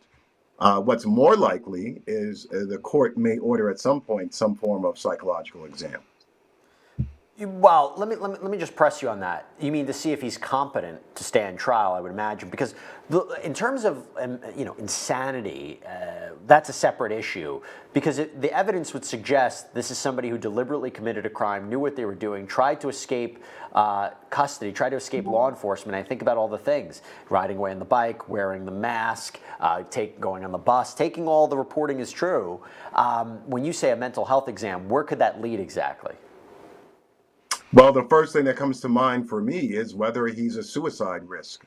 So for safety reasons, that might be something correction officials or the court may consider. Further, he did display this ability to think coherently and plan. However, you have this other behavior, the monopoly money, the manifesto, and all these other types of things. Who knows if at some point he may plead some other type of defense. I think it's in the interest of everyone to determine his competency early on in this proceeding. Certainly, if I'm a prosecutor, I don't want to be surprised by this. Right. By the way, we have an update right now. The CNN is reporting that New York Governor Kathy Hochul will plan to submit a warrant for Luigi Mangione's extradition from Pennsylvania. And Manhattan District Attorney Alvin Bragg's office said that it will seek that warrant, again, to secure the extradition. So the way to get him back here to face those charges that I mentioned. And let me actually lay that out for you, because we have a copy of the felony arrest warrant: murder in the second degree, criminal possession of a weapon in the second degree, criminal possession of a weapon in the second degree, so 2 counts of that, criminal possession of a forged instrument in the second degree, and criminal possession of a weapon in the third degree. Okay, so let me ask you this, Serena. He can be charged in New York, but he hasn't been indicted by a grand jury as of yet. You need to do that to proceed with this case towards trial. Talk to us about how that would work. You first have to extradite him before you have a grand jury indictment. Talk to us about that. Well, you don't actually need to. You could indict somebody even before they come over here. But in order to keep him incarcerated once he does come over here, they must indict him in a very short period of time. 120 hours, right? Isn't that what it is? 6 days, essentially. Yes. And if they don't indict him within 6 days of his incarceration in New York, he gets set free. So the clock is ticking on that. But yes, they could charge him with these charges initially. In order to proceed with the felony, though, they need a grand jury to be charged with each of these counts, and they need that grand jury to come back with a true bill on each count in order to hold him. Sometimes, because they are pressed for time, they'll only indict on the top count really quickly, and then if they need to collect additional evidence to put in front of that same grand jury, they'll indict the rest of the charges as the week goes on, or the weeks go on. We have a question from Josepha Harrison, excuse me. What did he shout? Meaning, what did he shout when he was on his way to court? So the reporting is, he said, it's completely out of touch and an insult to the intelligence of the American people. It's lived experience. He might have said something before, but it was kind of cut off. And in terms of what he said in court, as Sierra Gillespie had said, we're not entirely sure, but he was shut down very quickly by his own attorney to not say anything. Now, Tom, I want to go back to you. You're a criminal defense attorney, correct? Right? Right. Okay, so I want to ask you, this is an interesting question. Well, I lost track of it. Okay, this is a question from Jane. How is the jury going to be chosen given the fact so many people know about this awful case? And I assume you mean the New York jury, is that correct? Let's go with the New York jury, yeah. Okay. One of the things that he's going to want to consider is the massive amount of coverage of this case. And I would fully expect he'd think about some sort of change venue motion. But with it being a national story, it may be tough to get around that. I would think that the jury is going to be asked a lot of questions on voir dire about their knowledge of the case and whether anything that they've heard about this will prejudice their views and ability to be fair. The other thing is I think you're going to see questions that relate to healthcare. And those are very legitimate questions from the defense perspective. I'd want to know, have you had a claim that was denied, or have you had a positive experience with an insurance company? Do you feel that insurance companies have treated you and your family fairly? I think these are important questions because something like that, pro or con, could influence somebody's view on insurance companies, and maybe they look at this as some sort of a Batman situation. You know, the mercenary, the vigilante comes in to kill off the bad guy, and that's of course not really the truth at all, but that might be something in the back of someone's mind. Yeah, and I think with this outpouring of support, it's going to make it interesting. But I don't think a change of venue is necessarily going to solve an issue, particularly with health insurance that affects almost everybody in this country. So yeah, it's going to be interesting when we move towards that, but we're nowhere near that as of yet. He hasn't even been indicted as of yet. Professor Kirk, I want to go to you. We have a question from Jack Horn on YouTube. Actually, I'm sorry, Professor. I don't mean to be rude, but this is for Serena. So now, Serena, I have to go to you. That's okay. Serena, will he be housed in Rikers if he's extradited? Now I know why it's for me. If he is facing charges in Manhattan on a state level, he will be incarcerated on Rikers Island.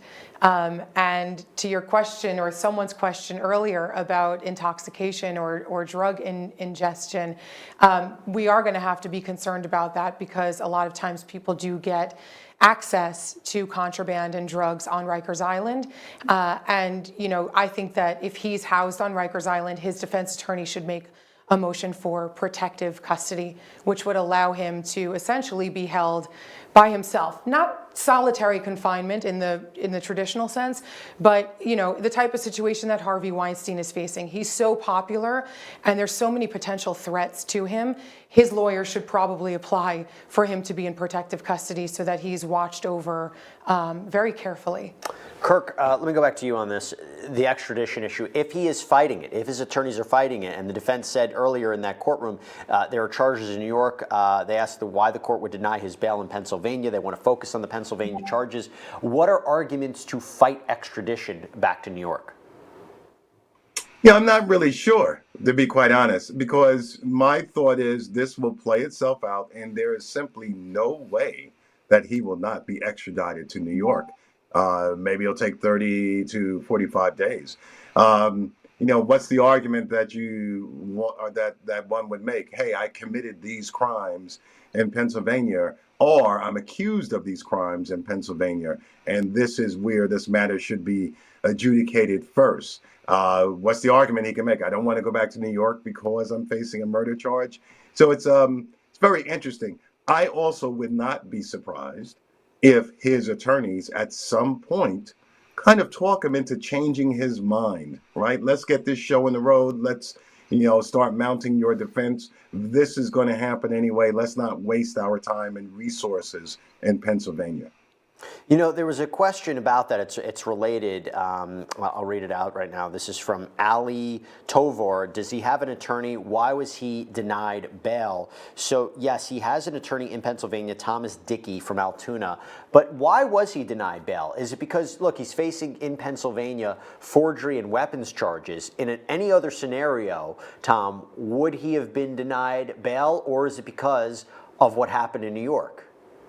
I think he'd be denied bail in just about any circumstance. Anytime there's an allegation of murder, that's almost just prima facie. But let me rephrase it. He's not charged with murder in Pennsylvania, right? He's only charged with the weapons charge. So I'm just saying, is it because of the murder charge in New York that he was denied bail? And does a separate court, a separate jurisdiction look at that?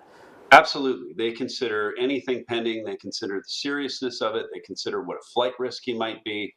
And I don't think there's any chance he'd get released in any jurisdiction with those type of charges.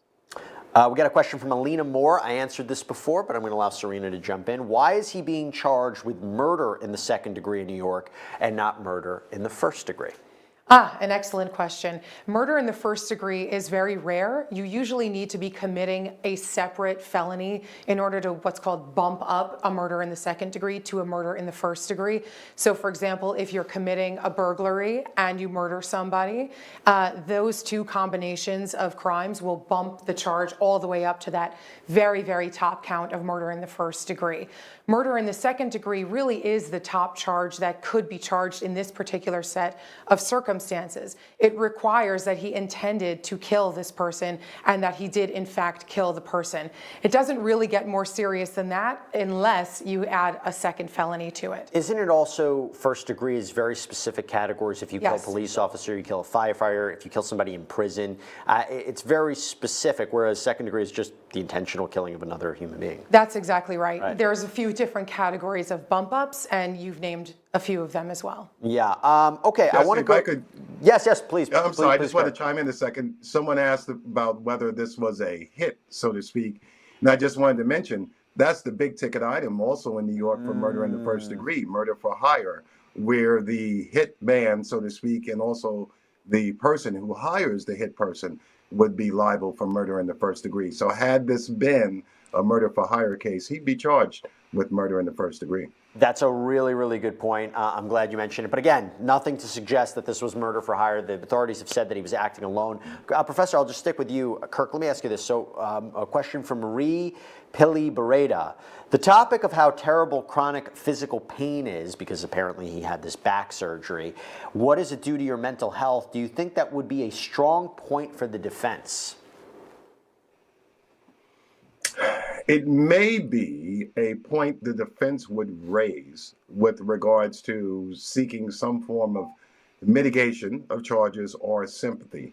However, there are so many people that live with so many other types of issues. The bottom line here is whether someone deserves to die. So as a prosecutor, my argument is going to be, I'm really sorry to hear that you're back, you are dealing with this chronic pain. I'm sorry to hear that you had claims denied. I'm sorry to hear anything. However, these were not, did not mean that the victim deserved to die, deserved to be shot in the street.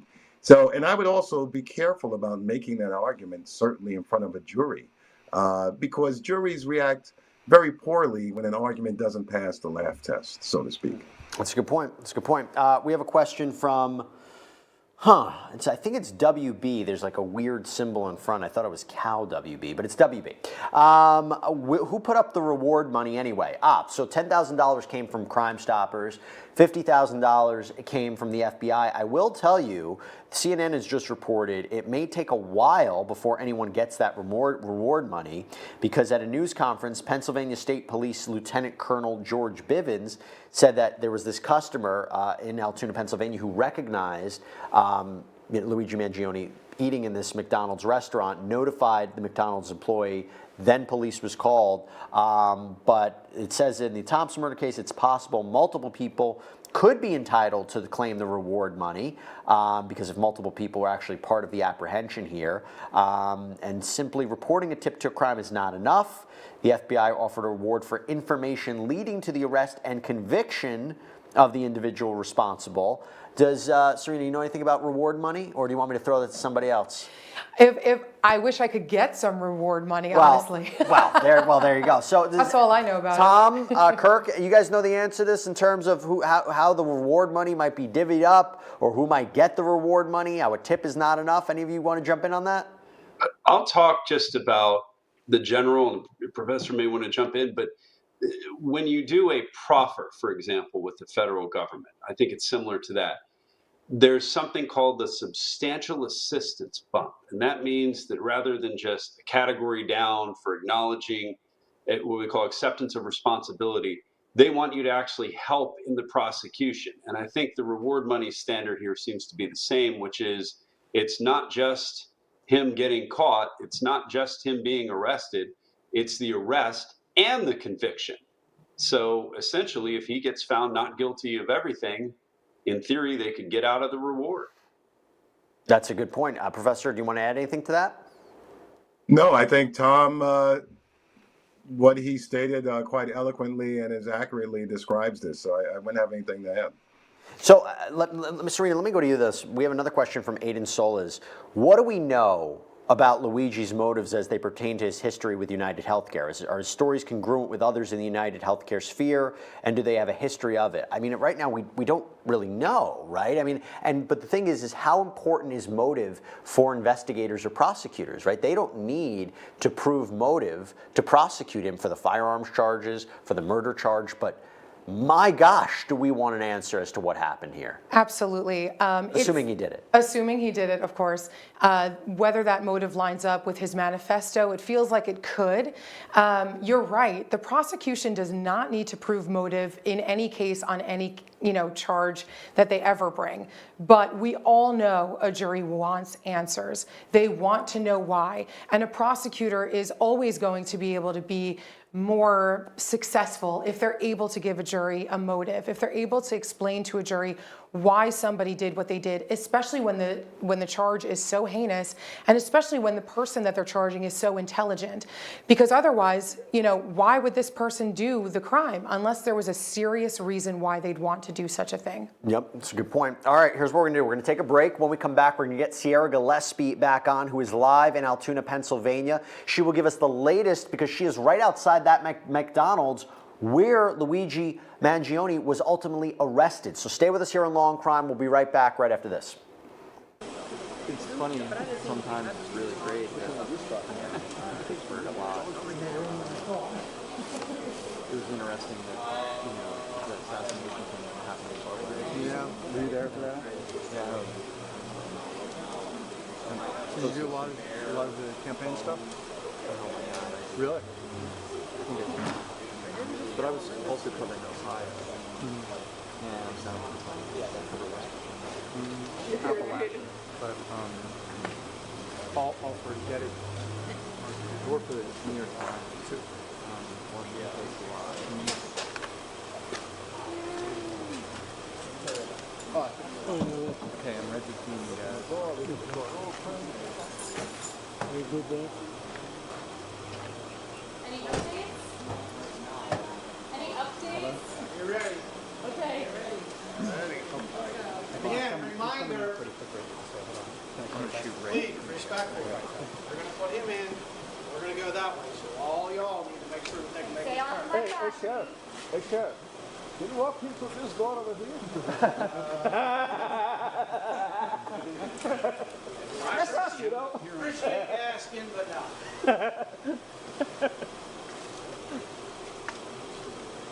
You have to ask. The lifestyle of its own thing. Okay. That's going to suck.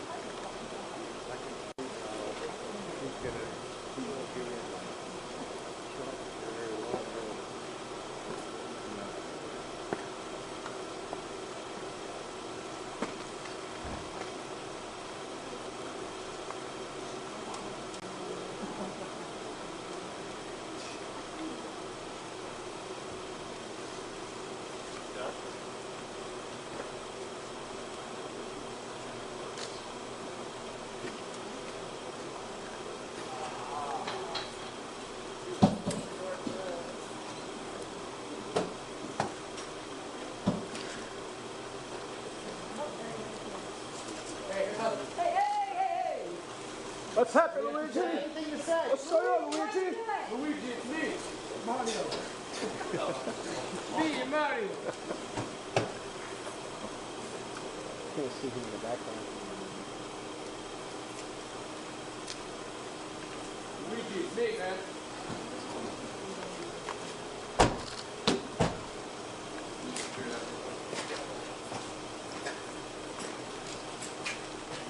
Watch yourself, man. Watch yourself. Watch yourself.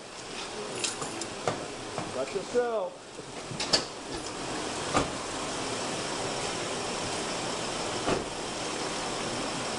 Make sure you make room. Watch that ladder. Stay off my property, guys. Come on now. I was making up.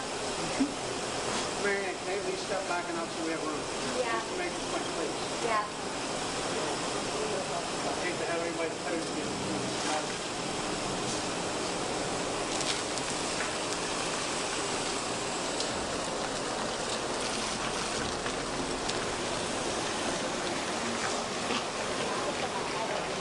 Good work, team. I wasn't kidding when I said you gotta make room. Yeah. Sheriff, I still have a bag down in that basement area. Sorry? I still have some equipment down in that basement area from the... They should be able to let you in the truck. Still? Okay. Thank you, Sheriff. Yeah. Thank you. Sure. Very well done. Good luck. Yeah, you too. Nice meeting you.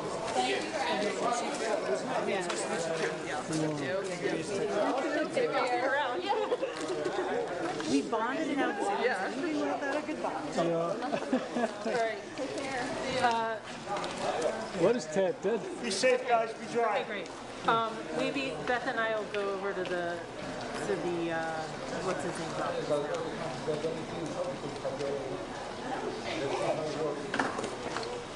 Yeah, and we'll send Kim home. Okay. Okay. Thanks. Beth, can we go to Have you got this shit? defense attorney's thing for Professor? Sorry. Can you do it? I had three That's bites. it. That'll be it. I had 3 bites of this. I know I haven't eaten today. That'll be it. All right, welcome back, everybody. I'm Jesse Weber. So we just had this live shot in Altoona, Pennsylvania, as Luigi Mangione, the suspected shooter of Brian Thompson, the UnitedHealthcare CEO, was escorted out of that courthouse into a patrol car and taken away, probably back to the Blair County Prison.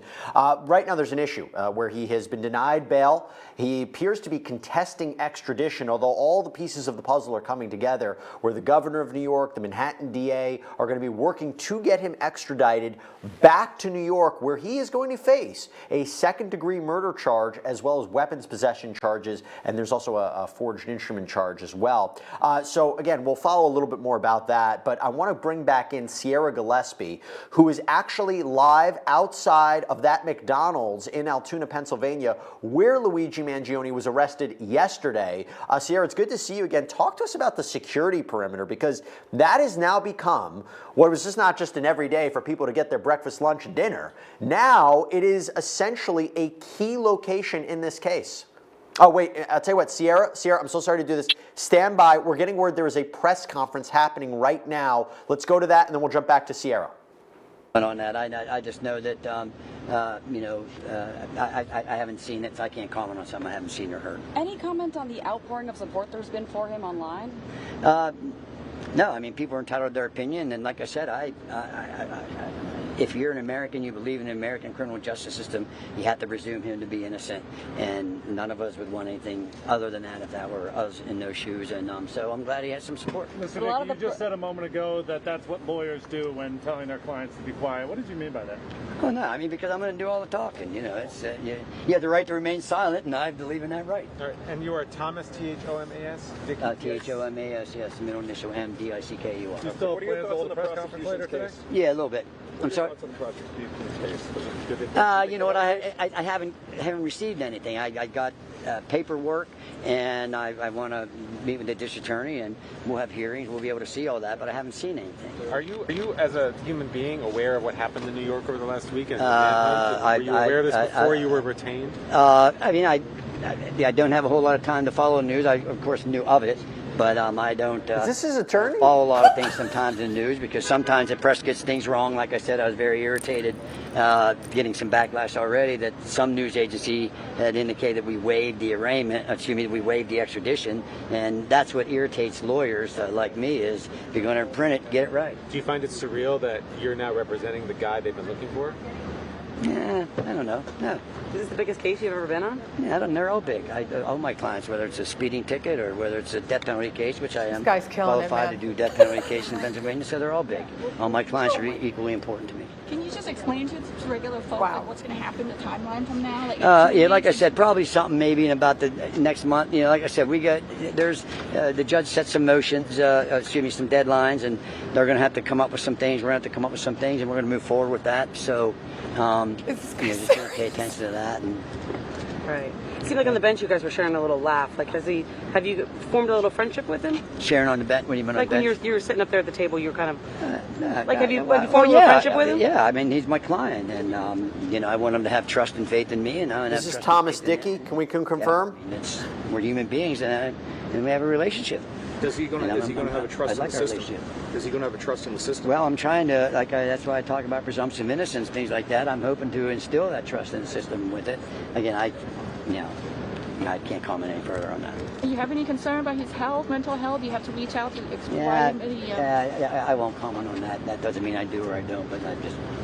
Thank you, sir. Thank you. You're very welcome, folks. Thank you. Okay. Let me know when we're live, guys. Okay, great. Interesting comments from Thomas Dickey, who is the attorney representing Luigi Mangione in Pennsylvania. I mean, we kind of cut in the middle there. It seems like he didn't know what was going on in New York. Said he wasn't really following the news that much. Kind of seemed to downplay the kind of big nature of this case. But hey, listen, we'll see where that goes. But let's go back to Sierra Gillespie. Sierra, while all that was going on outside of the courthouse, now we're going back to this McDonald's. Talk to us again, because it's such a key piece, it's such a key area in this story. What is the security perimeter that has been set around that area? It's interesting, Jesse. This is a relatively small town. I mean, technically a city, but it's a place where people know each other. You know each other on a first name basis. They're not expecting the large amounts of media that have been here. Earlier this morning, there were cars just lined up and down this street of live trucks, people doing live shots here.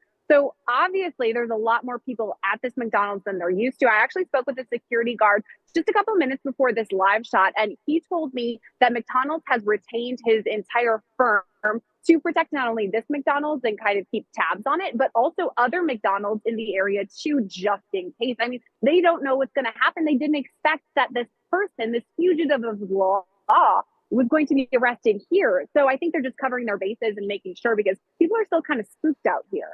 Can you tell us, and you might not have the answer to this, any reason why Luigi Mangione would be on Altoona, Pennsylvania? My understanding, talk to us about what we know about Altoona. It's in the western part of the state. You talked about a small town. Any understanding about why he was there? It is interesting to me, the fact that he ended up in Altoona, Pennsylvania. I'm not entirely sure. What we have seen in some reports is he went from New York and eventually he was in Philadelphia. And then if you kind of look on the map from Philadelphia all the way over to Pittsburgh, kind of Altoona is in the middle. Actually, one of the security guards I was speaking with today said it makes sense, at least to him, that this is the route he was heading to Pittsburgh. This is a person who, as we know from the hearing last night, he didn't have residency in a specific place. He's kind of moving around from place to place. So I think it might have been like, hey, I'm passing through Altoona. I might as well get a hash brown here at McDonald's. Well, it goes back to the idea why, if this was really him, why he stopped at a Starbucks before committing a killing and taking power bars and a water bottle and then potentially leaving them in an alley near the crime scene for them to be collected for DNA testing. But that's a separate question. Sierra, I want to go back to you on something else.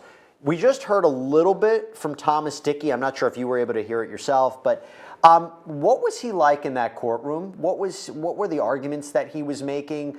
Did you observe any interactions between him and his client, Luigi Mangione? Yes, I did see Thomas Dickey right from the start. Before we even saw the defendant at all, he actually spoke with reporters, and he has been pretty outspoken. I mean, you saw him there answering freely the questions that they had. He said, okay, yes, I'm going to be cooperative with you guys. You just have to respect me. So inside of the actual courtroom, when he was with Mangione, we heard it there on the press conference that he was kind of friendly. At one point, I did see Mangione smile at him. There was a bit of like muffled laughter between the pair of them. I saw a couple times that he actually patted Mangione on the back. He kind of was filling him in throughout this hearing, what's going on, what the prosecution is arguing, what the judge is saying. Seems like a normal client-attorney relationship. As far as the arguments that he was making inside, he mentioned again in the press conference that he is contesting extradition. They didn't waive it. So that's something to be very specific about here, because we do have those charges in New York and here in Pennsylvania. So he spoke about that, and then also brought up the medical mask. This is something that the prosecution was highlighting. Not only did he have a mask to cover up his face, But in addition, he had extra in his bag with him, kind of to show that he was hoping to conceal his identity. And this is something that he definitely didn't want to hear about. Wanted to make sure that the prosecution stepped away from all of that. So he brought a lot to the table and is very outspoken, as we've seen.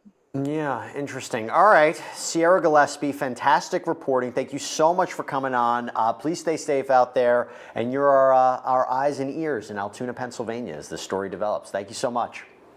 Thank you, Jesse. By the way, I want to let everybody know, I did an interview with R.J. Martin. This is a, I don't want to say even former friend, but maybe somebody who wants to remain friends with Thank you. No, that's okay. That's okay. This is a current friend of Luigi Mangione, and he actually lived with him at one point in time, and I had an opportunity to interview him on Sidebar. It's going to be uploaded tonight on our YouTube channel, and he really was shocked at what the allegations were. He was actually on vacation when all of this broke, and I asked him if there was any kind of clue to any of this. Did he ever see anything like this? And his responses were really interesting. So I hope everybody can check it out tonight on our YouTube channel. I want to get some final thoughts from my panel. So Serena Townsend, what are you going to be looking out for next in this case? Because there are moving parts now with Pennsylvania and of course New York. Well, I'm most interested, honestly, in the evidence that has been and will be collected. I think that based on what the evidence is collected will determine what the appropriate defense will be, whether it's misidentification or insanity defense. I think that the defendant here has a couple of options to him, and I think that the prosecution should not ignore the potential for jury nullification.